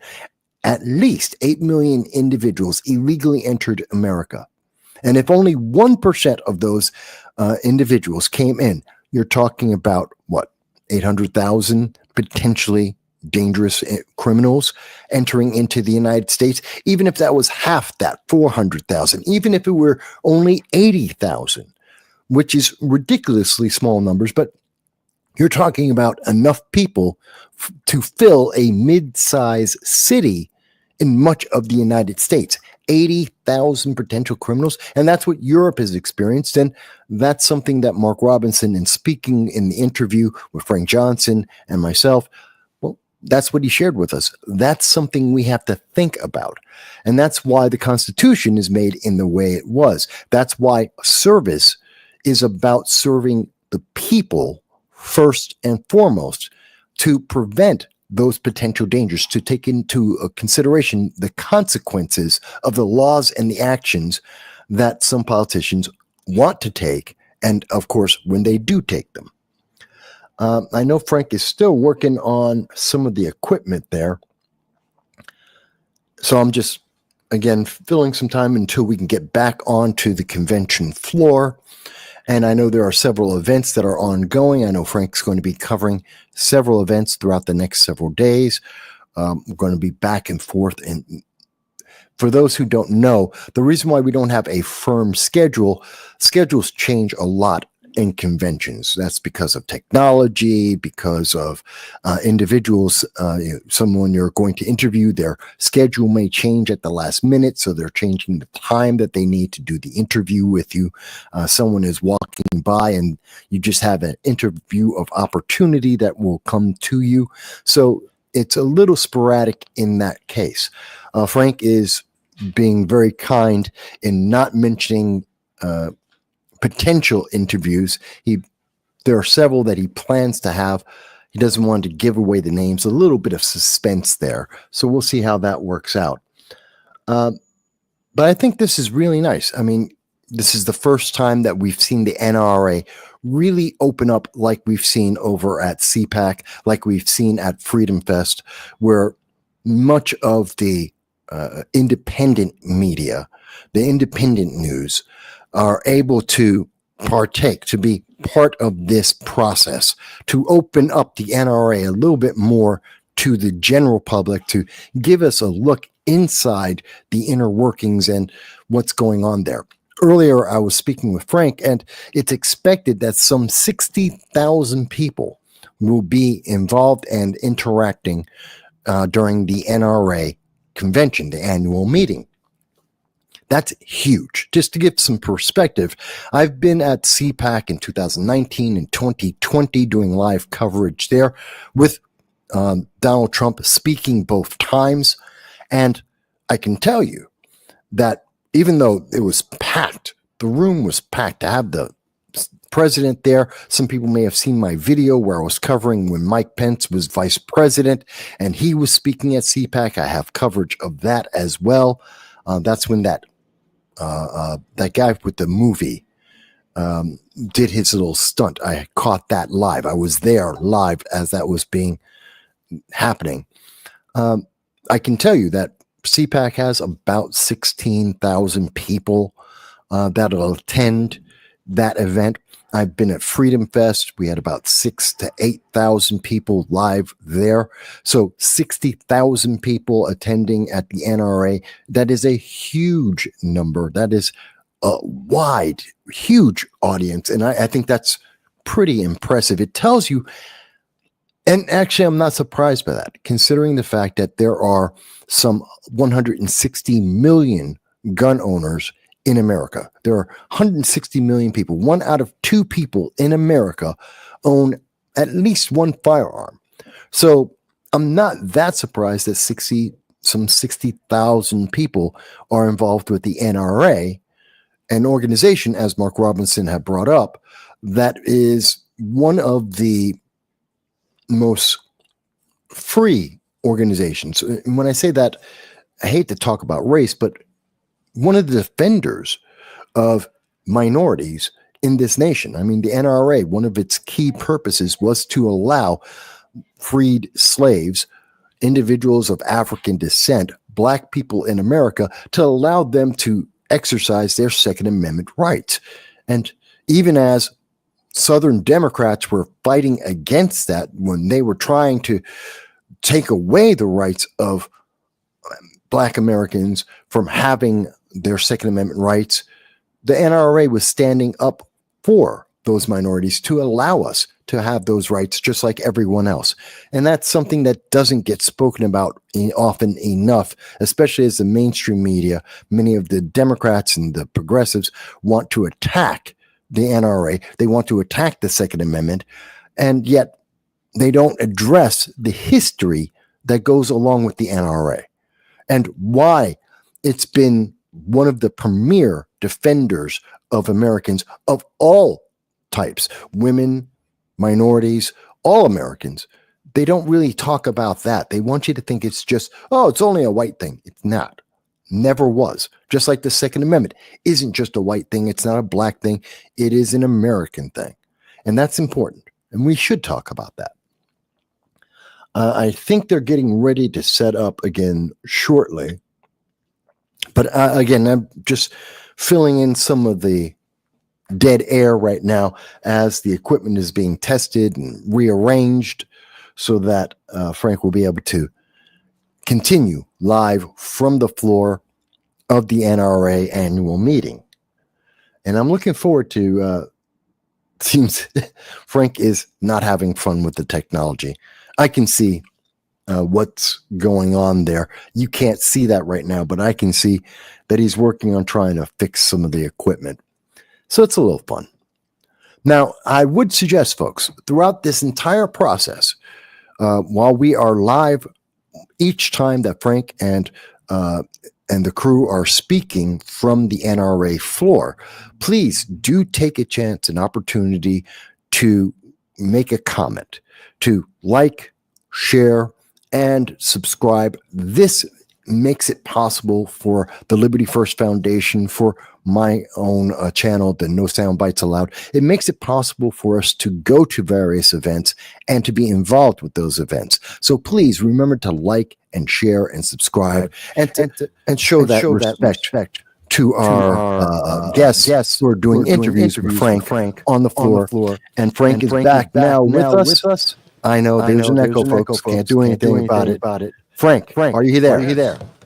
Well, I am here. I am back at the seat. We had to do some rearranging, as you'll see. Yep. There's I a little bit of explained. rearranging that was done over here so we could get some microphone and headphones. Look at that. Our guests have headphones. And speaking of guests, we're joined by a good friend of us, Roy Hill. Roy, how's it going, my friend? Hello. Thank you for having me on the show. It's been a great day. I'm at the NRA show.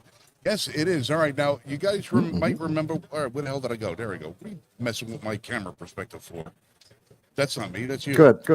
Don't worry. I got it. All right. Roy and I met a couple of years ago at, which was another Geo? Was it another NRA? It was NRA or SHOT Show, one or the other. One of the two. Yeah. Yeah, a couple of years ago, and Roy and I had an emotional moment. Speaking of some of our long and storied histories about our veterans and what they've done for our country, and what Roy and his organization does. And Roy, if you'd be so kind, give us a little fill. Yeah, and thank you so much for another chance to talk about SOWW. SOWW is the acronym of Special Operations Wounded Warriors. We're a 501c3 charity. We're headquartered in Myrtle Beach, South Carolina. My involvement with SOWW is I've been doing things with the organization for about 10 or 11 years now. I think it's 10 years. And I've been on the board of directors for about 3. Right. So now tell us about what SOWW does. Right. We get confused with certain other organizations. We're our own unique organization, and we are chartered to serve wounded and injured members of the United States Special Operations community. So anybody who served in any capacity in any special operations unit who has been either wounded or even injured. I mean, we've got folks who've been injured in training accidents and things like that. Another thing we like to say is not all injuries are visible or necessarily physical. So anybody who's served in special operations and sacrificed to the point of being injured or wounded, we have 3 main missions we try to fulfill for those folks.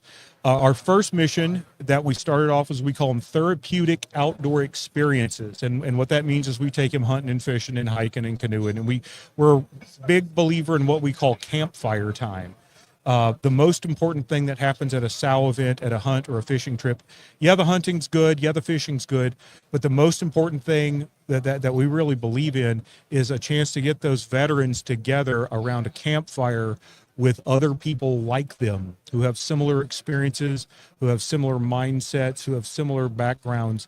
And that's a really powerful healing thing. I've heard veterans say, who were wounded to the point they had to get out of special operations or special forces. I say, dude, this feels like being in a team room again. So we bring them together around the campfire. Another thing that's our newest program, it's about, maybe 3 years old.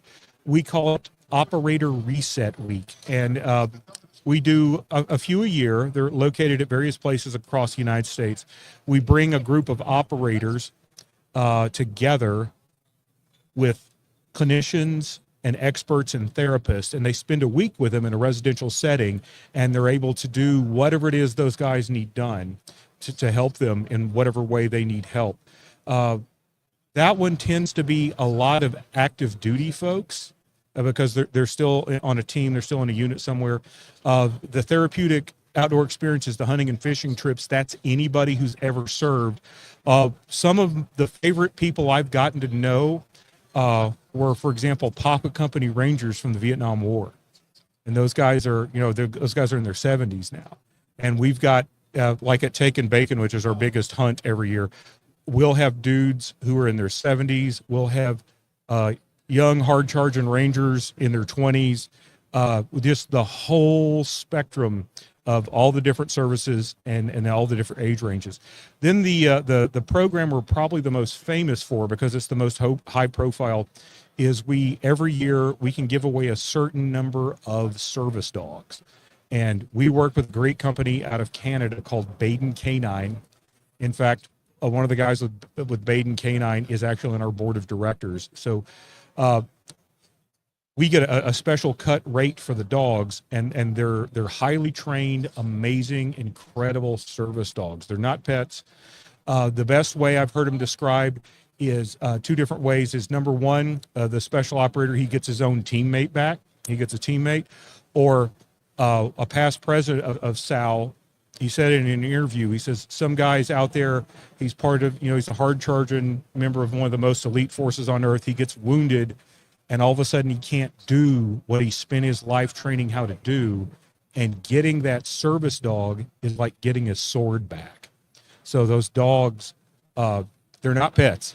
They are not. They've done every year. Baden Canine will do a demonstration at Take and Bacon, and there's some of the athletic things the dogs can do. Of course, there's sometimes some bite suit work that's amazing.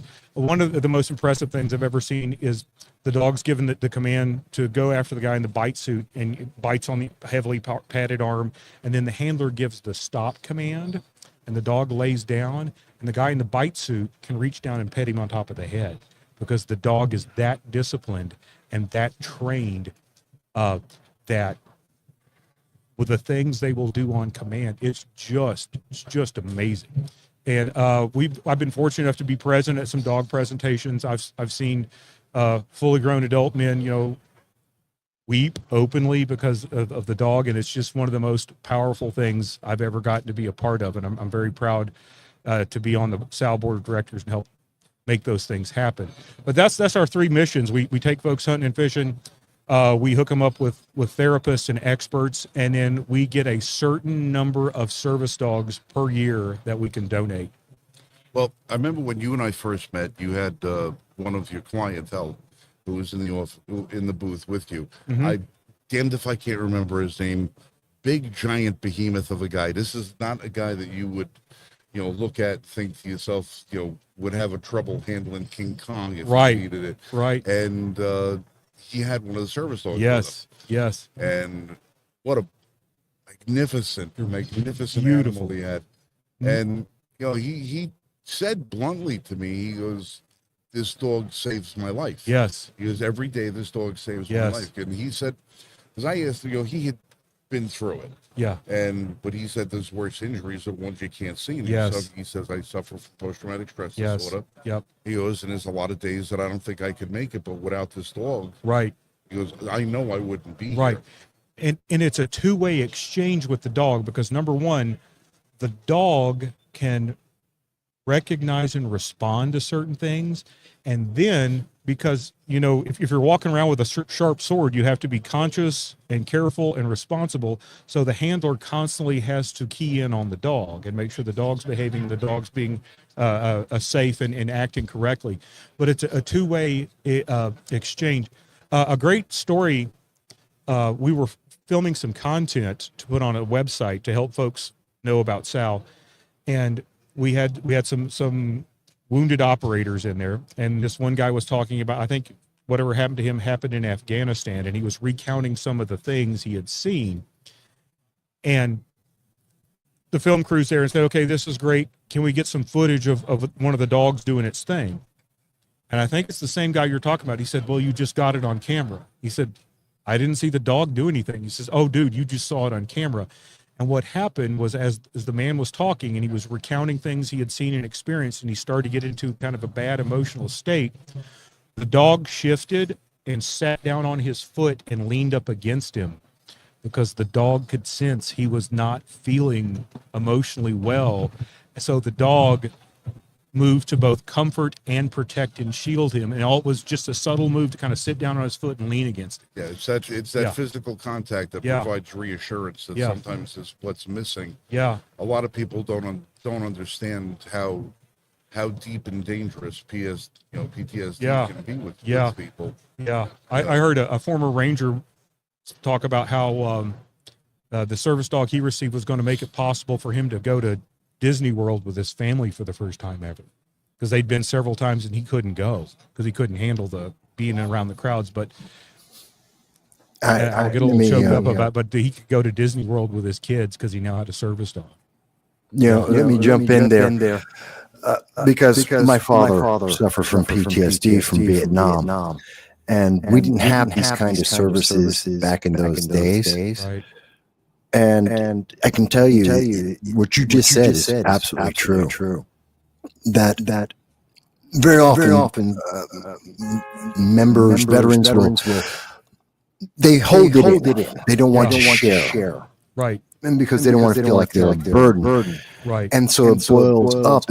And I can think of many times for my father where he would just go away Yeah. from the family. Right. To protect us, to make sure we're going to be okay, because he knew where he was going. It was getting dark for him. Right. And having that out, mind you, he also had throughout his life 3-4 dogs at a time. Right.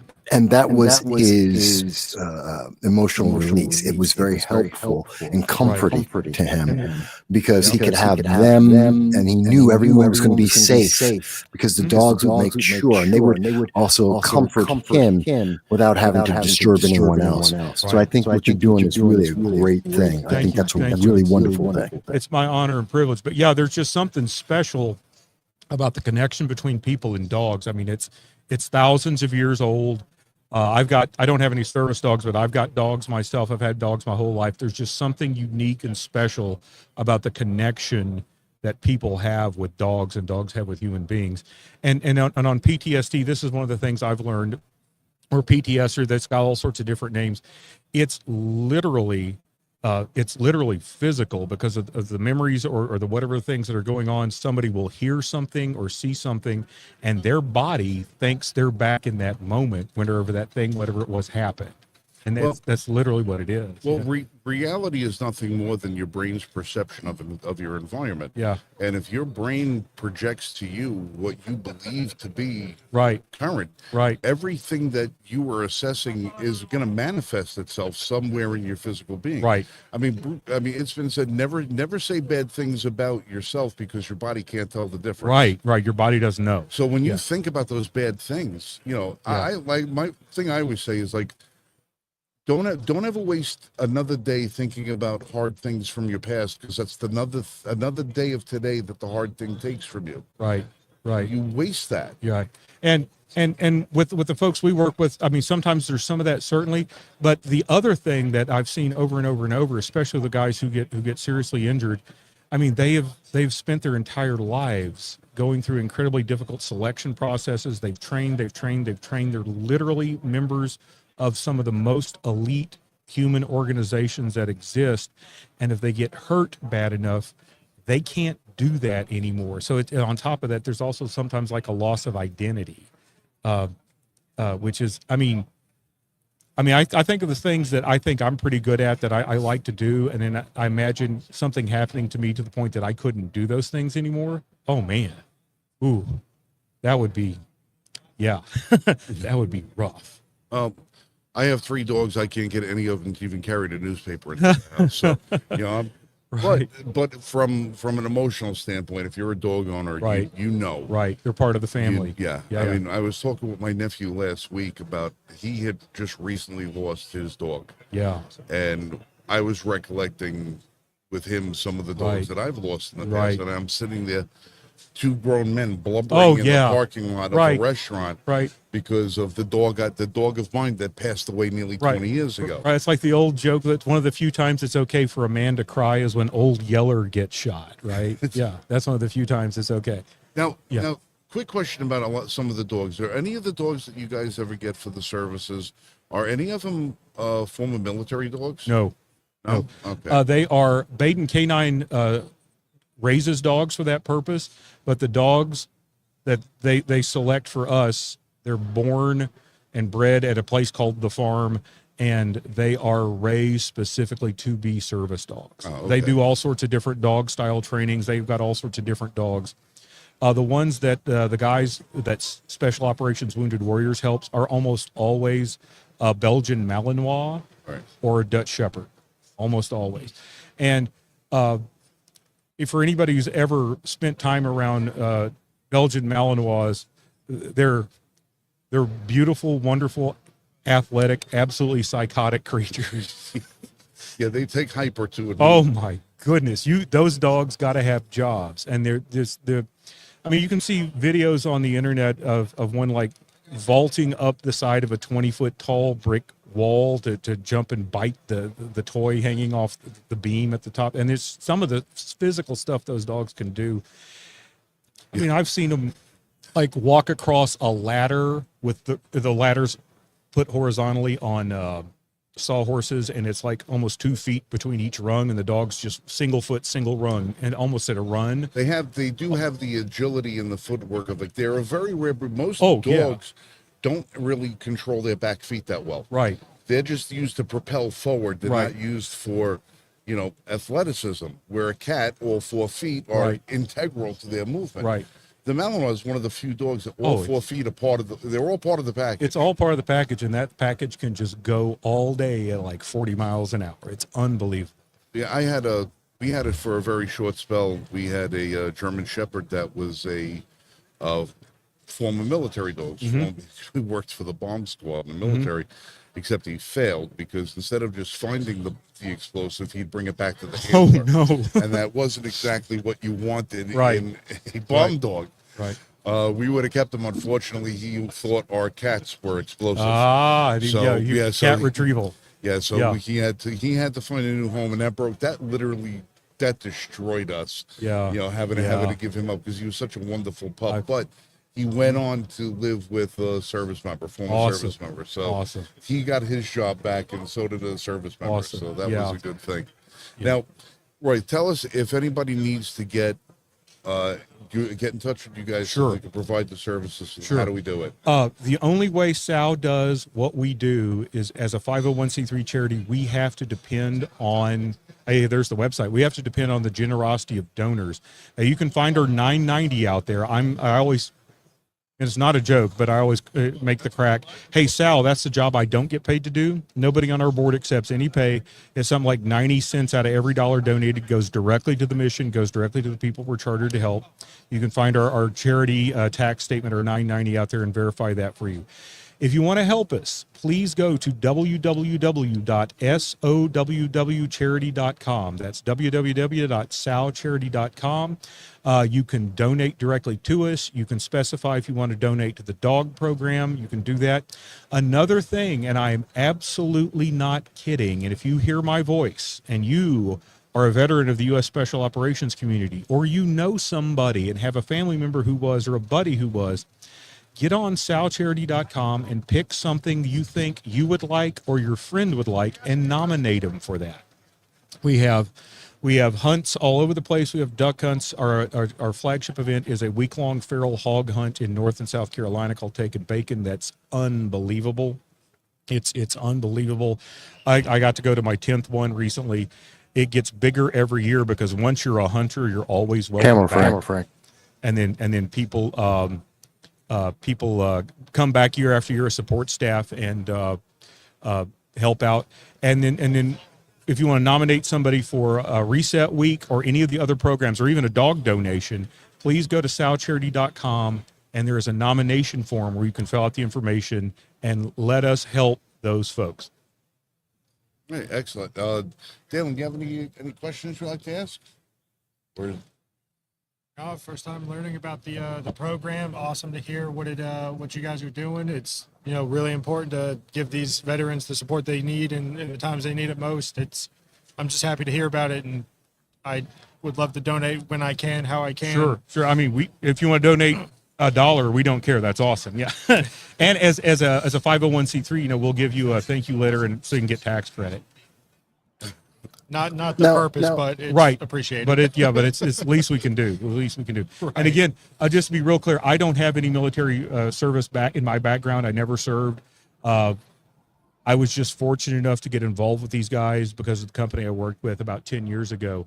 And it was one of those cases where they said, well, this joker Roy Hill keeps showing up. We better give him something to do because he keeps showing up. So they put me on the board about 3 years ago.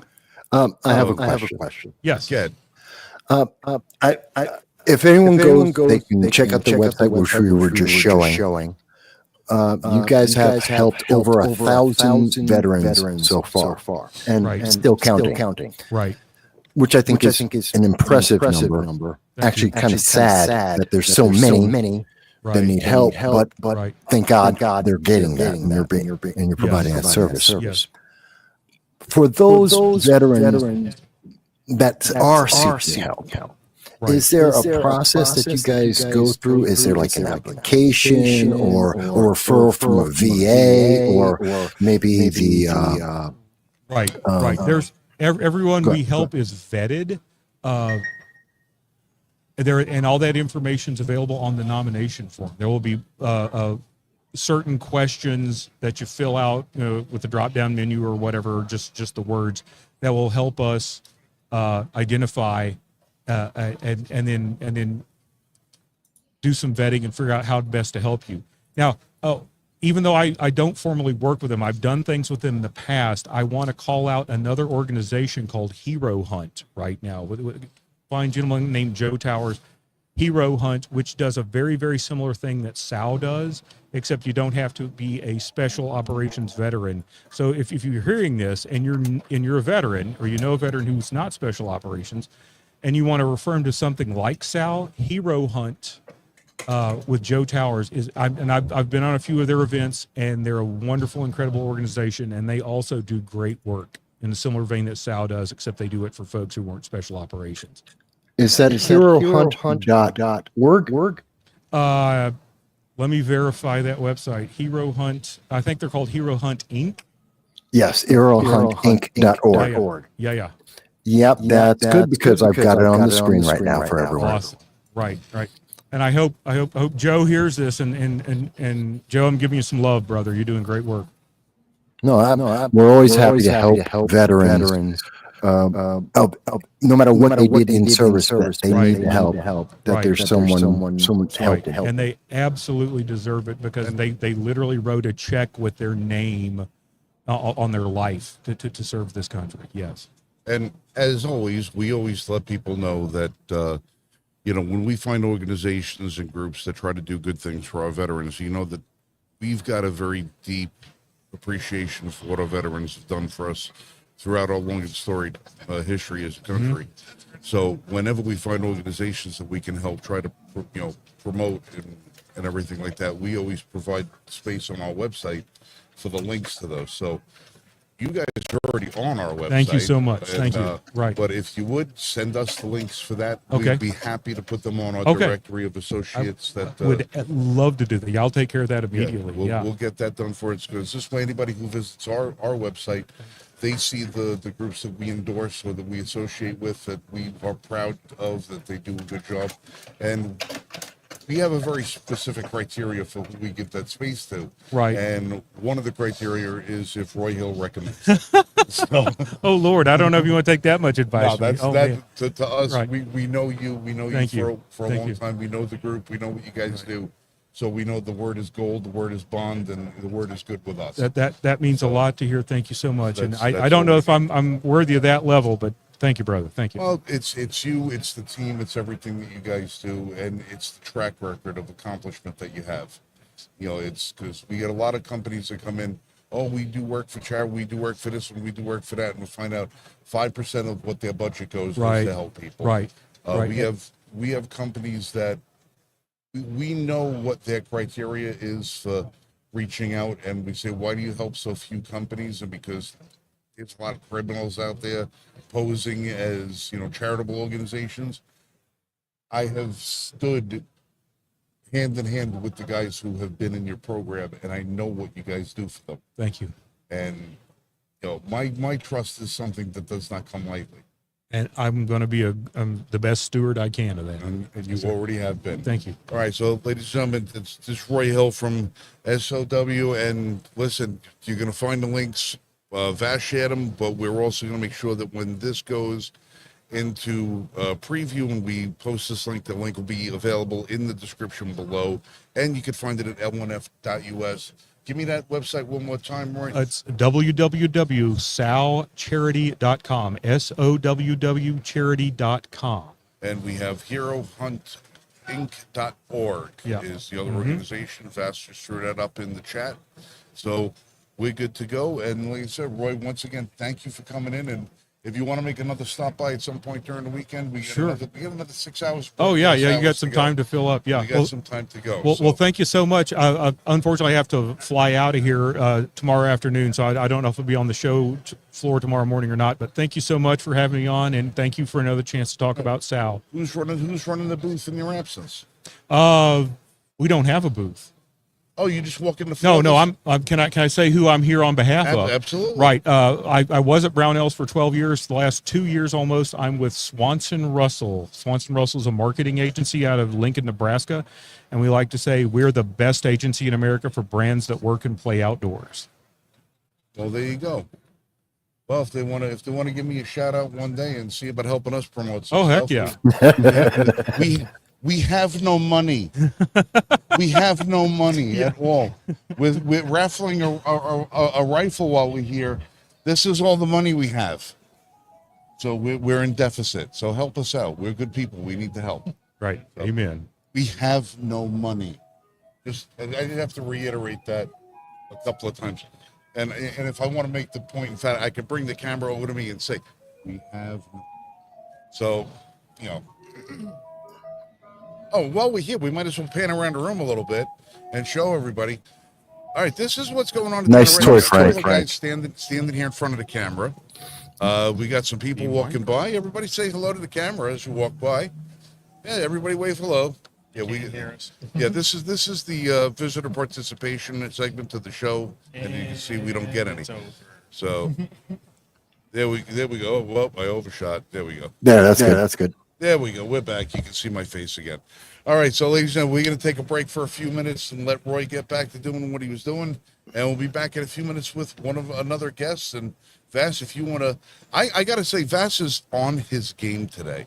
I got to give him so much credit. He has just been, every time somebody mentions a link, there it is up on the share screen. Dude, you're an indispensable member of the team. I cannot give you no credit or love for that. Well, I'm not there live, so this is what I can do. Well, if you were here live, I don't know if we'd have much room. The table's already full of my crap, and we have all the chairs. That's right. When I'm at conventions, I'm usually running 3 cameras recording different events and doing live. So I don't stop. I sleep like 2 hours a night during conventions. Well, these guys are going to sleep 2 hours a night. Well, Dalen and Rich are going to sleep 2 hours a night because apparently I sound like a steam shovel when I sleep. Worse. And worse. And Dalen believes I'm about to die at any moment. So, yeah, it's on the verge. You hear a bunch of noises, a breath. It's like, all right, he's breathing. Sweet. Then the noise again. It's like, oh, is this it? Is this the time? I used to be that way, and I'm probably only still alive because they finally put me on a CPAP machine several years ago. I went through. I had to have my sinuses completely removed. Oh my goodness! They gutted my sinuses out.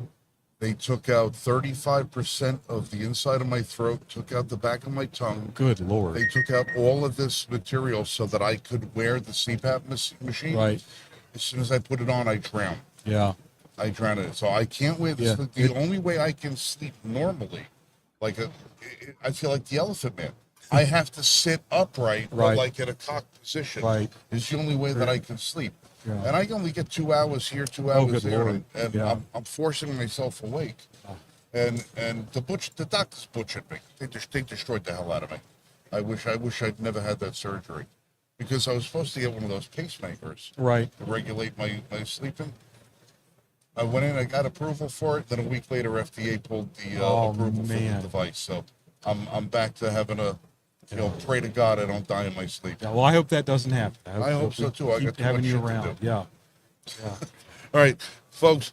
Roy Hill, Vass just sung out for a little bit. Thank We're going to do the same. Of course, thank you. And we'll catch you guys back in about 10 minutes. I got to get something to drink. Okay, cool.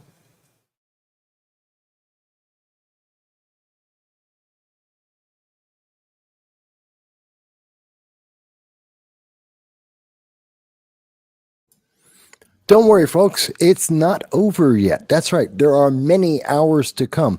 There is a lot of coverage over at the NRA Annual Meeting that we are doing. As you can see, we are live. The Liberty First Foundation is live on the convention floor. So far, we've been able to speak with Right to Bear Legal Services for those who own Second Amendment, own firearms, and also spoke with the Special Operations Wounded Warrior, which is SOWW, also known as SOW, for Special Operations Individual Wounded Warriors, to help them with their mental health. Veteran mental health is a massive issue in the United States right now, and it is not nearly spoken about as much as it should be, as much as it could be. But we are always happy to talk about services that are able to help. And as you were just hearing about SAL, you can also nominate individuals for recognition and for help with SAL. There's a right next to the donate button on their page. There is a nominate. So if there's a veteran that you know, or a veteran yourself, if you are looking for someone to possibly help you with those difficult times, you can speak and get vetted and get help from SOWW, the Special Operations Wounded Warrior. For those who are not in special operations, that's all right. There's another organization that we're happy to mention that came up in the conversation with Frank Johnson, Liberty First Foundation, and the SOWW. It's called Hero Hunt Incorporated. Hero Hunt INC. The link is in the description, so you'll be able to see that. We also have it up in our chat, so you can see the links for each of these organizations, and you'll be able to go check it out. By the way, that's Hero Hunting. It's Hero Hunt Inc. .org. It is a .org, not a .com, just so you get to the right source and you're able to see it properly. So we provide these services, and what we're trying to do is not only to give you what's happening on the NRA, on the floor, having some of the different conversations that are ongoing, having some of the live chat, both with scheduled meetings and also picking up meetings of various individuals, whether they be for helping with veteran mental health, whether they're talking about your rights as a United States citizen with the Second Amendment. There are many people we're speaking to there, and we're going to have, like we just had a conversation for a little while with the former Lieutenant Governor of North Carolina, Mark Robinson, and we had a great conversation with him. As for myself, just so you know, I'm on the screen along with Frank. Very often, while Frank is there, since he is live, I will focus the camera on, we will focus the camera on Frank and whomever he's interviewing for most of that, to let them dominate the screen. Of course, when I do have questions, I'll jump back in. That's why you see me popping in and out of the screen. If you're wondering, Mike, I don't always see you on the screen all the time.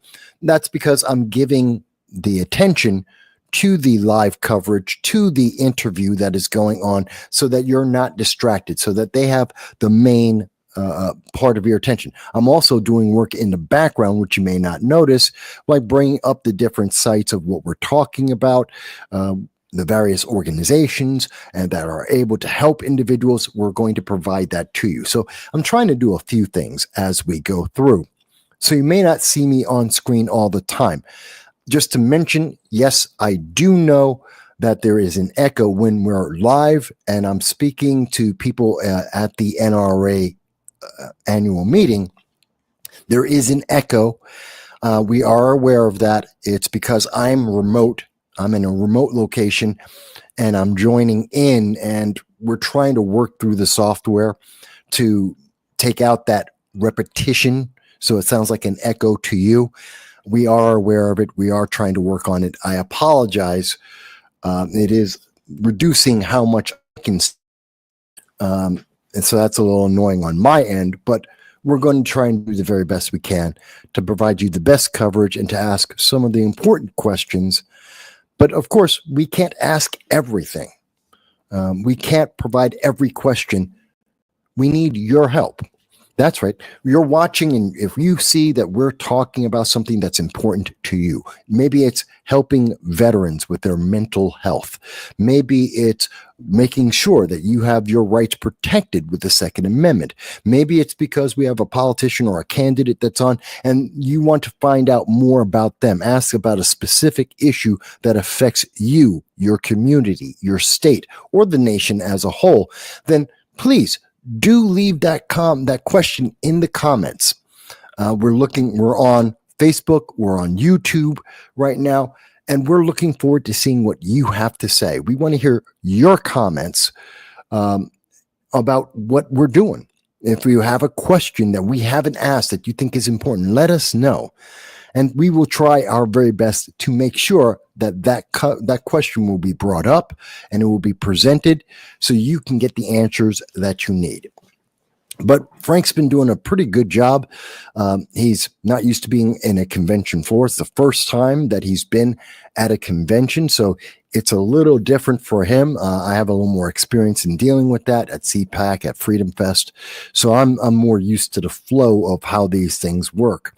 But Frank is doing an excellent job for the first time, folks. First time that the Liberty First Foundation has been at the NRA convention. So it is a little bit of a different experience.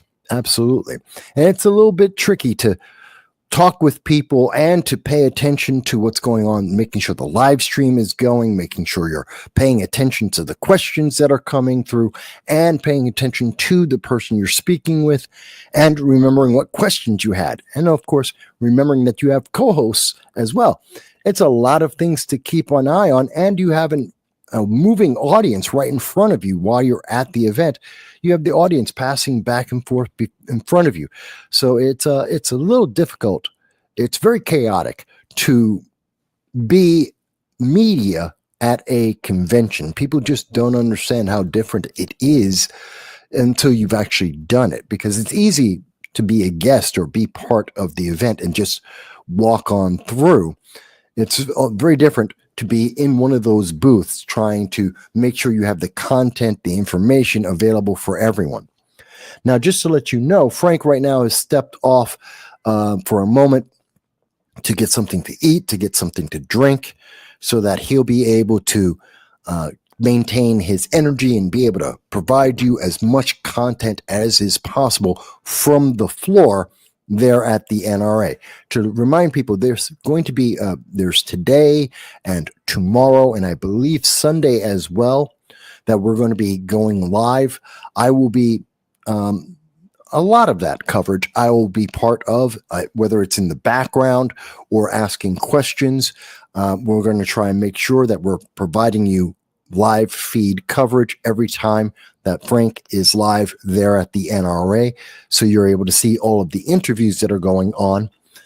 So we're trying to do our very best, make sure you guys get to find out everything. Now, mind you, this is only possible because you like, share, and subscribe. That is critical, to like, share, and subscribe. That's why we were able to get into the NRA at annual meeting and to be able to be part of the team of social media, independent media that are presenting the event to you, to reach out and let you see what is happening at this event. I mean, everyone knows about CPAC. That's the Conservative Political Action Convention. We all know about that. And you see Republicans gathered together and conservatives gathered together, but that's for people who are Republicans and conservatives, people on the right or appealing to people on the right. Then you've got Freedom Fest, which is more third parties. That's the Libertarians, the Green Party, the various other parties in America, mostly the Libertarians, and it's their convention, and that's always wonderful. Last year, RFK was speaking at the Freedom Fest, which I did cover. Thomas Massey was there. We have a lot of people, a lot of politicians, but also a lot of people going there, but they're more of a third-party political event. The NRA is a little bit more unique because it's not political. Here's the thing a lot of people don't think about. You can be a Democrat, you can be a conservative, a Republican, you can be a libertarian, you could be third-party socialist. If you're an American citizen, the NRA is there for you. the Second Amendment applies to you. It doesn't matter if you're a man or a woman or you're a they, them, whatever you want to call yourself. It doesn't matter if you're black or white, Hispanic or Asian or any other ethnicity. It doesn't matter. It doesn't matter if you're gay or straight or anything else, because you're an American citizen. And as identified by the Constitution, you were born with a right to life, liberty, pursuit of happiness. You were born with the right to defend yourself, to defend your property, your loved ones, and your nation, and to have a defense against your nation if that were to come to pass. So that's what the Second Amendment provides, and it is inalienable. It cannot be infringed upon. It is one of the absolutes of American, of being an American, of being a human being. It is an absolute. And the NRA is able to provide that. And that's why the NRA annual meeting and the conference you're seeing, the convention you're seeing, is very unique, because it is not any one political party or one political ideology. It's not one type of person. It is open to everyone. Every American has a right to be involved, to be a member of the NRA, if you choose, and to be involved in all of the different conversations that are happening, both live, as you're seeing with Frank, but also those conversations you're not seeing, where there, as this is going on right now, as we are live streaming from the floor, at the same time, there are several events that are going on throughout the weekend. Meetings and presentations and discussions about various laws, the consequences of the laws, the way that these laws are going to impact you, what are proposals that are coming up, whether it's to restrict the Second Amendment, to ban certain types of guns, to do what New York Kathy Hochul has done, which is to now have a registration, have a list of everyone who gets ammunition, because the government doesn't need that, but somehow Kathy Hochul absolutely needs that. Not that it's going to make you safe. And I don't care what anyone wants to say. There's having a list of all the people who bought ammunition will not stop a gangbanger from committing a crime. It won't stop someone who's mentally ill, some mass shooter. It won't stop them. That doesn't prevent crime. So why does the government need that? To infringe on your Second Amendment rights. And there are conversations like this with for and against that are taking place at the NRA right now. So we're not able to get into every single one of those different events and cover each and every one of those conversations. But what we can do, and what is happening, is that Frank is there along with his crew, and we are Liberty First Foundation, also No Soundbites Allowed. We are providing you with that, some of the conversations that are going, some of the groups of people that are there, some of the politicians and the candidates and the future politicians are there, and we are providing that to you. So we do hope you support that. Please give us a like, a share, most of all, most importantly, subscribe, so that we can do this over and over again, so that we can get Mark Robinson, the former lieutenant governor of North Carolina, back onto the show to do a interview one-on-one with our group to answer some of the questions as he goes forward, either with a podcast and or his political career, so that we can have in our studio our Wednesday roundtable that we do every week. We do a roundtable at 8 p.m.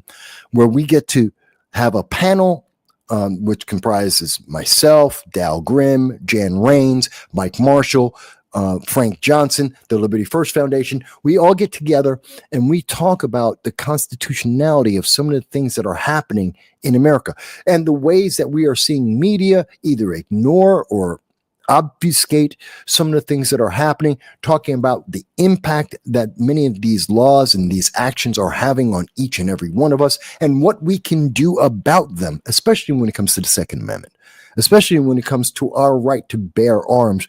We have these discussions every week, and we do invite you every Wednesday at 8 p.m. to join us on the Liberty First Foundation on No Soundbites Allowed, to join our Wednesday panel to have this conversation. I'm looking forward to that. In the meantime, they're not quite back yet, And this is when I get some of my moments to shine, is when everyone else is taking their break, getting the equipment set, doing some sound checks. They're getting the next guest prepared. When they're doing everything they're doing on the floor, I get to talk to you directly, to have a little bit of a conversation about what we have already seen, some of the coverage that if you're just checking in, you know what, this is a great time to jump back and maybe listen to some of the conversation with Mark Robinson, or to go back and you can listen to some of the conversation we had with Right to Bear, to protect legal services, to protect your Second Amendment rights, or maybe jump back and see the beginning of our conversation with the Special Operations Wounded Warriors, otherwise known as SOWW, SOWW, and see a little bit of that conversation and some of the things they're providing. This is what we try to do. You know, not everyone got a chance to go. Not every social media organization gets to go to these events. Not everyone can send you the live coverage to do the interviews like we're doing. It's time intensive. It is difficult. I mean, you got to schedule, you got to get down there, set up, get all of the interviews set up. You're not really able to eat. I mean, it's run and gun. You grab a cup of coffee and you get back on so you can be live again. You grab a bagel and you eat that throughout the entire day because you're busy setting up meetings, actually recording meetings, actually talking to people live. It is a high pace. And so we hope you do appreciate that. And the best way to send that appreciation, costs you nothing. Costs you absolutely nothing to like or share or subscribe. Now, if you are very much interested, you can become a member of the Liberty First Foundation. That's separate of No Soundbites Allowed. The Liberty First Foundation, we can go to the website. You see at the bottom of the screen, the L1F, some information about various products and, of course, membership of the Liberty First Foundation are passing by at the bottom of the screen throughout the entire live stream today.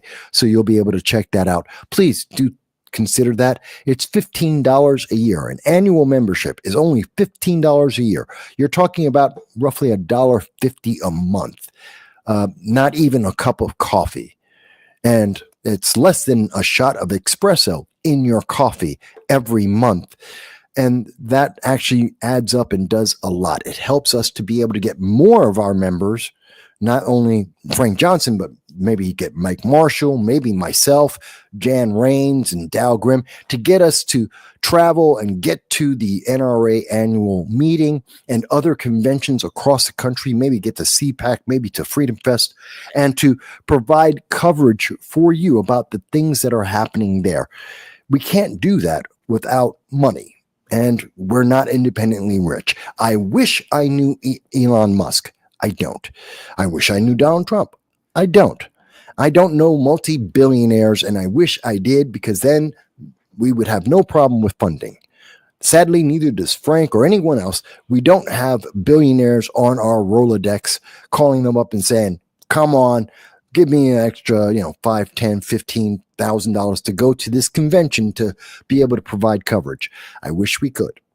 So that means every member, every $15 we're able to raise for the members, we are able to do so much more, and being able to get more people to provide more coverage, to give you more of the details of what's happening constitutionally in our country and what is unconstitutionally happening in our country, and what you can do about it, and how to protect the Second Amendment. So we hope you consider that. Obviously, I also have my own program, No Soundbites Allowed. Every Sunday at 2:30 p.m. Eastern Standard Time, I go live, and you can check that out as well. But we are doing a lot of coverage here, and Frank is back. So I'm going to put you up front, Frank, and I'm going to drop in the background, and I'll be right back. We're coming back from a break over here. We've got a couple of different people have come on. They want to try and work their way onto the show. And before we do, I kind of like have to screen them a little bit. say, who is this guy and what does he want to talk about? So that kind of took some time away from us. The other thing that Of course, we did was bought donuts. I had one little donut, and somebody decided that they were going to take all the donuts and hide all the donuts. So I've been trying to have them say, "Can I have my freaking donuts, please?" Yeah. So I'm reaching that they put them at the other end of the table. Little mini donuts. See, little tiny mini donuts. Yeah. Yeah. These are about $11 a piece over at the concierge section over here.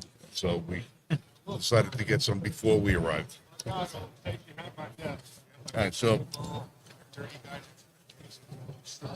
while I eat my donut, you have a member of NRA staff over here taking pictures for us. We do. It's surreal. Right. It's surreal. It's been pretty cool. We're kind of a big deal. We're kind of a big deal. No, but it's weird. We have the gentleman over here who just showed up who writes for Ammo Land and would like to come on and discuss about instances when firearms were used in preventing or repelling or defending from a bear attack. And he has 200 cases, confirmed cases, and all the way down to not only where and the when and the who, but the caliber, the firearm, and everything else, where firearms were used to defend or repel or protect against a bear attack. And in only 4 instances was the firearm not successful.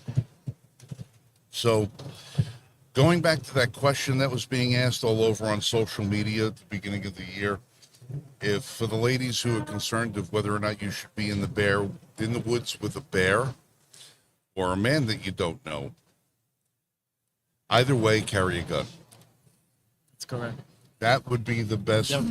That would be the best advice because, the bear's not going to know what the gun is until you use it.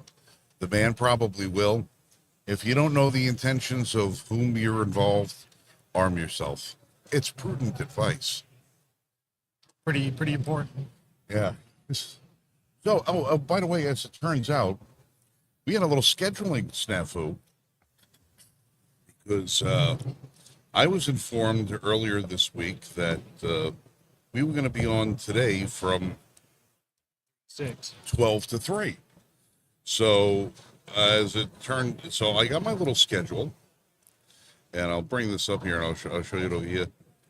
On Friday, it was supposed to be, I was from 12 to 3. It turns out we were supposed to be 3 to 6. So I beat the ever-loving crap out of myself for 45 minutes getting all of this shit set up, and it turns out that we weren't supposed to be online until 5 today. Move your head. Until 3. And then I happened to look while I was standing off screen and noticed the banner that they had printed. Yes, our big time banner also says 3 o'clock. We talked about it yesterday. 3 to 6. Multiple times. Saturday. Friday, It's Saturday, 3 something- to 6. There is something seriously wrong with me.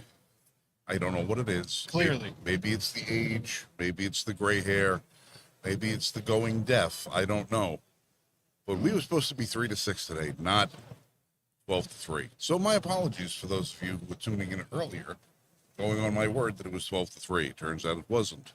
I should have listened to myself. If Woody had gone straight to the police, none of this would ever have happened. That's how you know there's an age gap, folks, because if I said if Woody had gone straight to the police, none of this would ever have happened. Rich knows what I'm talking about. Dalen has no clue what I'm talking about. No idea. None whatsoever. This is what you call the generational divide. Now, also, we're at work, and I will look at Dalen and say something like, and Leon's getting larger. No clue. Nope. None whatsoever. No idea. No. Pop culture references from somebody born in the 1970s are lost on people born. What year were you born? 97. On people born in 1997. I was 7 years out of high school before your parents even thought about you. Fair. Jesus Christ, I feel like I'm getting old. You are old, Frank. Yeah, I know. Well, he tells me at work constantly, "You're old." See what I have to deal with shit like that at work. You're old. You are. That's it. It's okay. I'm old. I love it. Hey, you know what? It takes a lot of work to have as much experience, wisdom, and refined looks like I have. Yeah. Well, One day, Frank, you might get there too. I might. Dude, you're 2 years older than I am. Stop it. Listen, I don't mind getting older. I don't mind, because you're right, it is wisdom. But I am going to be forever a 12-year-old kid. I'm never going to get older than that in my heart, my brain. I'm always going to be a 12-year-old kid. I'm always going to have a stupid sense of humor. I'm going to find the stupidest things funny. But Lori will tell anybody, I've been old since I was young. While I'm a 12-year-old kid at heart, I still hate everything. I hate teenagers. I hate new music. I hate things loud. I don't want. I'm like, turn it down. Get off. I am the literal get off my lawn guy. Yeah. I see a cat. It's feral, as Pete Soma just reminded me. You know, whatever it is, it's feral. I don't care. Yeah, it's a rough existence being old before your time, man. But now I realize, for me to be middle aged, I have to live to be 106. Something like that. Let me ask, guys. While you're there, there are presentations that are going on separate of what's happening on the convention floor for the annual meeting. They're talking about various bills and products and legislation. I'm sure that usually happens at most of these kinds of events. Let me ask you, so far, have you seen something, a bill, legislation, a product that has really caught your attention? Or maybe you've been to one of the events, one of the side room events, that really caught your attention? Haven't really hit anything just quite yet. We've been on the floor for most of the time. There was like a private event when we were getting down here, but outside of that, I personally haven't seen anything else. I don't know about the other two, but nothing really quite yet. Yeah, I've been kind of walking around, just kind of taking all in, but nothing really stand out to me. Had a couple of the major booths, like Magpul and a couple other places, but nothing really stood out. Yeah, the one thing that I have heard a little bit of buzz about, aside from the fact that there are candidates for an NRA board walking around, one of the things I've been hearing about is the legislation that passed in Colorado that effectively has eliminated or made illegal any type of semi-automatic The gun ban. Yeah, so that's while the rest of the country is moving forward, the potheads in Denver are regressing. They don't understand. They just lack any fundamental understanding of firearms, of freedom, of the Second Amendment. I don't know what the hell is wrong with Colorado. They're quickly trying to become the next version of California. I mean, worse, because a quick review of the bill, they're trying to ban every semi-automatic. Now, not like the usual, it's an assault weapon, because they have no idea what the actual definition of an assault weapon is. They just said any semi-automatic. That means the AK-47. That means the Ruger Mini 14. It means the M16, AR-15, and 1022. Anything that has a detachable magazine, which is 90% of the rifles out there, of every caliber. And that doesn't make sense to me, because you're not making people safe. The criminals aren't stopped from buying them just because law-abiding citizens. Here's the thing: the majority of people who are firearm owners in America, that's 160 million people. Literally 99.994% of them, no problems. They follow the law. and they're being punished right now in Colorado. It's the 0.006% who are criminals and or insane that cause all the problems. And they're not stopped. Colorado isn't making anyone safe. We tried this in New York, and we still have mass shootings. We still have gang shootings. They tried it in California. They try it every day in Chicago. They're still getting shootings. So you're not making people safe. So what's the point? Why are they doing this? Why are they punishing law-abiding citizens? I think that would be the conversation happening down there where you are, Frank. Am I right? To an extent, I look at it and I'm seeing. I don't see them punishing their own citizens because their own citizens voted for this garbage. Because it's not only been a matter of what's been, the representatives that these people have voluntarily elected into office, but there's also been several referendums that have gone through Colorado, city by city. And the people have voted on these referendums that they have voluntarily acquiesced their right to the Second Amendment in one capacity or another. And for me, it's becoming harder and harder and harder for me to develop any sort of sympathy for these people. I don't have. I'm getting to the point where I'm saying, listen, this is what you voted for. This is the boat you're in. Paddle. It's your own paddle. That's it. This is your bed, lie in it. We get to the point where I don't care anymore because it's going to get to the point where they're going to keep taking freedoms away from people. Where when is it going to be? All right, here's the question.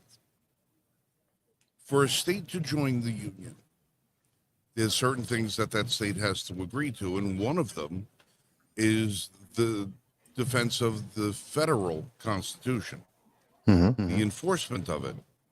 At what time does a state violate enough constitutional rights at the federal level where they lose their statehood, where they lose their charter to be members of these United States?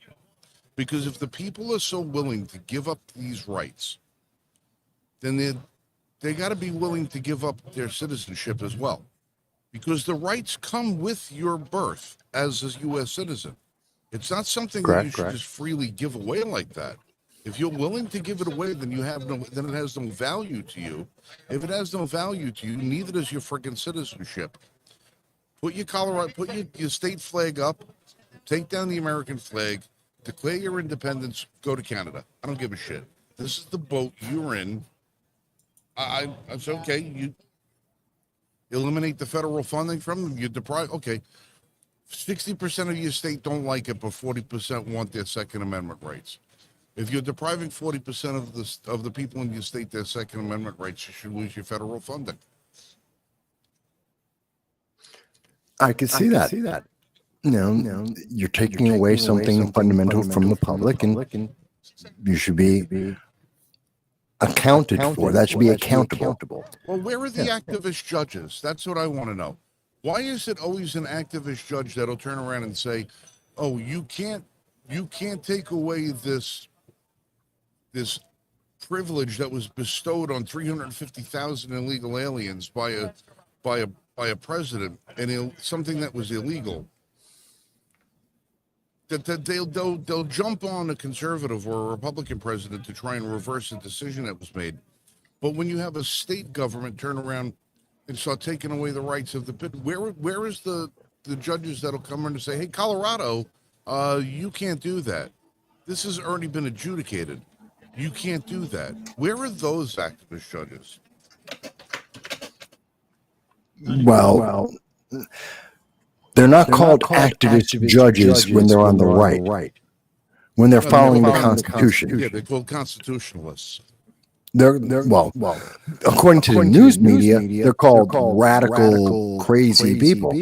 Yeah, Not judges.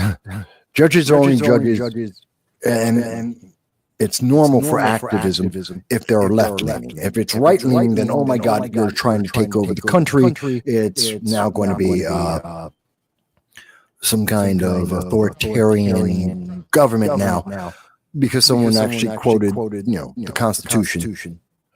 and said, "Oh, that's actually what we should do in our country." So there you go. That's where they are. Yeah. Yeah. Oh, you can't deprive the people of your state from that right. Well, who did it? Was it the city council? Was the state? Was it the state senate? Was it the governor? Or was it the people themselves? Because if it was the people themselves, I'd say, well, I feel pity for the 40% that didn't vote for it. But then I say, well, you kind of chose to live in Colorado. So at some point, the onus of blame has to fall at your own feet if you continue to live complacently in a state that takes away your rights. No, I can understand that. Guys, what about the other guys? You're so quiet over there. Do you agree with me? You think I'm wrong, Frank? Don't worry, he's going to sleep no matter what. Yeah. Yeah. I mean, it's a problem with a lot of it. It's always the vocal minority, to where, I mean, you really got to look at the numbers. But I mean, to the same point of, yes, you made your bed, sleep in it. Like for all the people that move out of another state, vote the same way, and they get mad the state they're in is turning into what they left, because they're turning it into what they left. If that's what a majority people vote for, then yes, make your bed, sleep in it. But if it's the vocal minority that's really making all the changes, then I would really have to urge people to be a louder voice and really stand up and be like, hey, nobody wants this. These few people do, a majority don't, but yet they don't, or if they just straight up don't listen to the people that are arguing against it. I mean, it's a weird point of, your representatives aren't really representing you. Seems like they're just trying to fit an agenda or serve an agenda, whatever it may be theirs, or maybe one put on them from somebody else, but they pay a lot of money to do so. So, people are just following the money and not listening to their people. Makes sense. Yeah, and I agree with Frank when just to hold the federal funding. It's perfect, because if you're not going to abide by the Constitution, you probably shouldn't get federal funding. I think he's already kind of doing that. Like with Maine? Absolutely. And some of the universities as well. Especially the universities. Correct. I think everyone agrees about that. Or at least they should. So, do you know how much, by the way, do you guys know how much money Harvard has? Assets? Too much? 52 billion. They made 2.5 billion last year. And they're screaming because the federal government's going to deny them. Trump has denied them $2 billion. They're profitable. 52 billion in assets. What do they need taxpayer money for? Right. Seems like the 2.5 billion. Yeah, that's more than most people ever could even imagine in a lifetime. But They want to lean into the mic, guys. Yeah, because they want to bitch and complain of like, oh, we need more money, we need more funding, and it's like, sell something? What are you doing? You don't need money. You charge, and what do we even, from my understanding, a lot of stuff for Harvard, like you can just go online and find. So it's like, really, like, what are people paying you all top dollar for all this information that's free, but yet you're still complaining you need more tax dollar money sitting on $52 billion worth of assets. Let some stuff go. I don't mind that Harvard's, they can, whatever they teach, I don't care. Right. Did you see the new thing President Trump came out with yesterday? That he wants to change accreditation, which is the validity of these colleges. And it's going to be based on not how many professors you have that wrote a book, but it's going to become about how many students are successful in the careers. So if you teach a bunch of your students to be master's students at lesbian dance theory, which is real, they have to be able to get jobs in lesbian dance theory, not teachers, jobs doing lesbian dance theory. Otherwise, you lose your accreditation. I think that was brilliant. Right, that should be the metric, right? What's the track record of your students? Not so much the professors, but where you getting a job and how much how much money you're making with that degree versus how much it costs you to go to that school.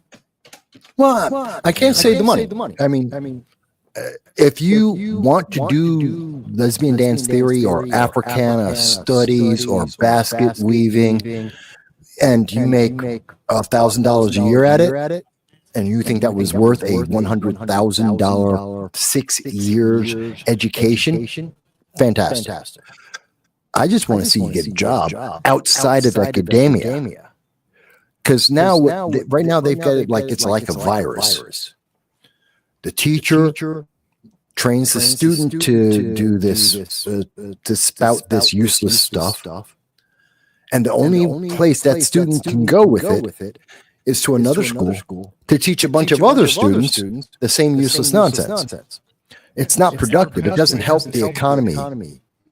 Go ahead. That's what the big reason why administration just keeps getting bigger and bigger and bigger, and the tax dollars just keep going more to administration, and the students really don't get shouldn't say better learning. You know what I mean? No, I agree completely with you. I mean, it doesn't make any sense. But notice that conversation. You don't see it on social media. It's on mainstream media. It is on social media with guys like us. But we're supposed to be the bad guys for doing that. It's insane. I mean, it goes against the whole thing of DEI, the whole point of, you got to get people for diversity and other people, just a good variety and diversity of people versus I don't care what my pilot looks like. I just care that my pilot knows how to fly a plane. Done. So I don't care about anything else. I want to know you're qualified for the job, what your qualifications are. And in this case, you're only qualifying people to teach other people what you're doing, to then, again, the self-perpetuating cycle of, I don't care. Just give me somebody who knows what they're doing, done, and grade people based off of that versus them just looking different to fit in a heavily white area or a heavily Hispanic area or heavily black area. Just who cares? Just let me know you can do your job, and I'll base you off of that. Yeah, no one cares about. I don't care about the color skin. I mean, we really fixed most of that problem. Not all of it, but most of it, the majority of it, back in the 90s, early 90s, was resolved. But what can I say? I'm old enough. I remember the 90s. I was alive then. I saw what was happening. But that's maybe, I'm just old. What can I say? I do see the question from Jacqueline. And she says, I'm more concerned with teacher quality and school curriculum in grades kindergarten through 12. That is the foundation of the education system. Well, look at what they're doing. I mean, Libs of TikTok shows us all the time. Kindergarten, first grade, third grade teachers who are trying to inject sexual identity politics into those kids. Because it is the foundation. And that's scary. We really, as bad as it is with the colleges, we also got to fix K through 12. Jacqueline, you're right. We can't let this happen. There's no reason for kids to have to be injected with these ideas that most people in the world do not agree with. Only the fringe do. I had a guy come into the store the other day to buy a gun. And there's a section on the 4473 you have to make an attestment that all the information you provided is truthful and accurate to the best of your recollection, or you suffer the penalty of perjury. And you have to check that, agree to it, date it, then you have to sign it. The kid is 22 years old, does not know how to write his own name. I'm not surprised, Frank. Hartford. Hartford. He could do was scribble his initials. Yeah. God's honest truth, and he says, they never taught us cursive in school, so I don't know how to write my name like that. Because why would they do that? They don't care about it. Think about it. It was just a month ago that the valedictorian of the Hartford Public High School, she graduated, she went to college. She's illiterate. She's suing them now because she can't read or write. She uses apps on her phone to do text-to-speech and speech-to-text because she can't read. Her entire speech to the city council, she had to memorize it from playing text-to-speech and remember the words so that she could say it to the city council while she was suing them. I'm not surprised there's kids who don't know cursive. They can't read the Constitution. And that's the reason why they do it. Oh, you can't read the Constitution. I'll tell you what it says. It says what I want it to say because you can't read it and tell me otherwise. It's really sad. They want to make sure they'll tell you what they think your right should be, and what they think you think your right should be. You know, that they can tell you anything they want, keep anything away from you. Knowledge is power, and they're trying to make sure that every generation is more stupid than the previous one. Because the more stupid you get the people, more power you can hold over them. Well, let me ask. I'm going to step back for a minute, but looking at what's going on the floor. Now, I know we walked into from Colorado to kindergarten, a little bit of a path. But what are some of the what's the tone of the questions and the actions that are happening over there with you guys? What are people talking about? Do they hate Trump? Do they love Trump? Are they talking about Ukraine or Hamas or what? There's lots of people here sporting Trump shirts, Trump hats. You know, there's a guy walking around, looks like a human disco ball in a big golden bedazzled Trump suit. I miss that guy. Yeah. I don't know how you could, but but there is still, there's a couple of people that I've spoken to that still have exhibited a healthy dose of skepticism. And the skepticism that they've spoken about is namely Pam Bondi as being somebody that they do not trust as Attorney General because she has been a proponent of red flag laws, gun confiscation. Because I think, whereas the first term you had people just give themselves and their trust wholly over to Trump, the people now are like, okay, well, we saw what you did the first time and it was good and all the rest of that, but needs some room for improvement. This time, I think people are more of, where's the list?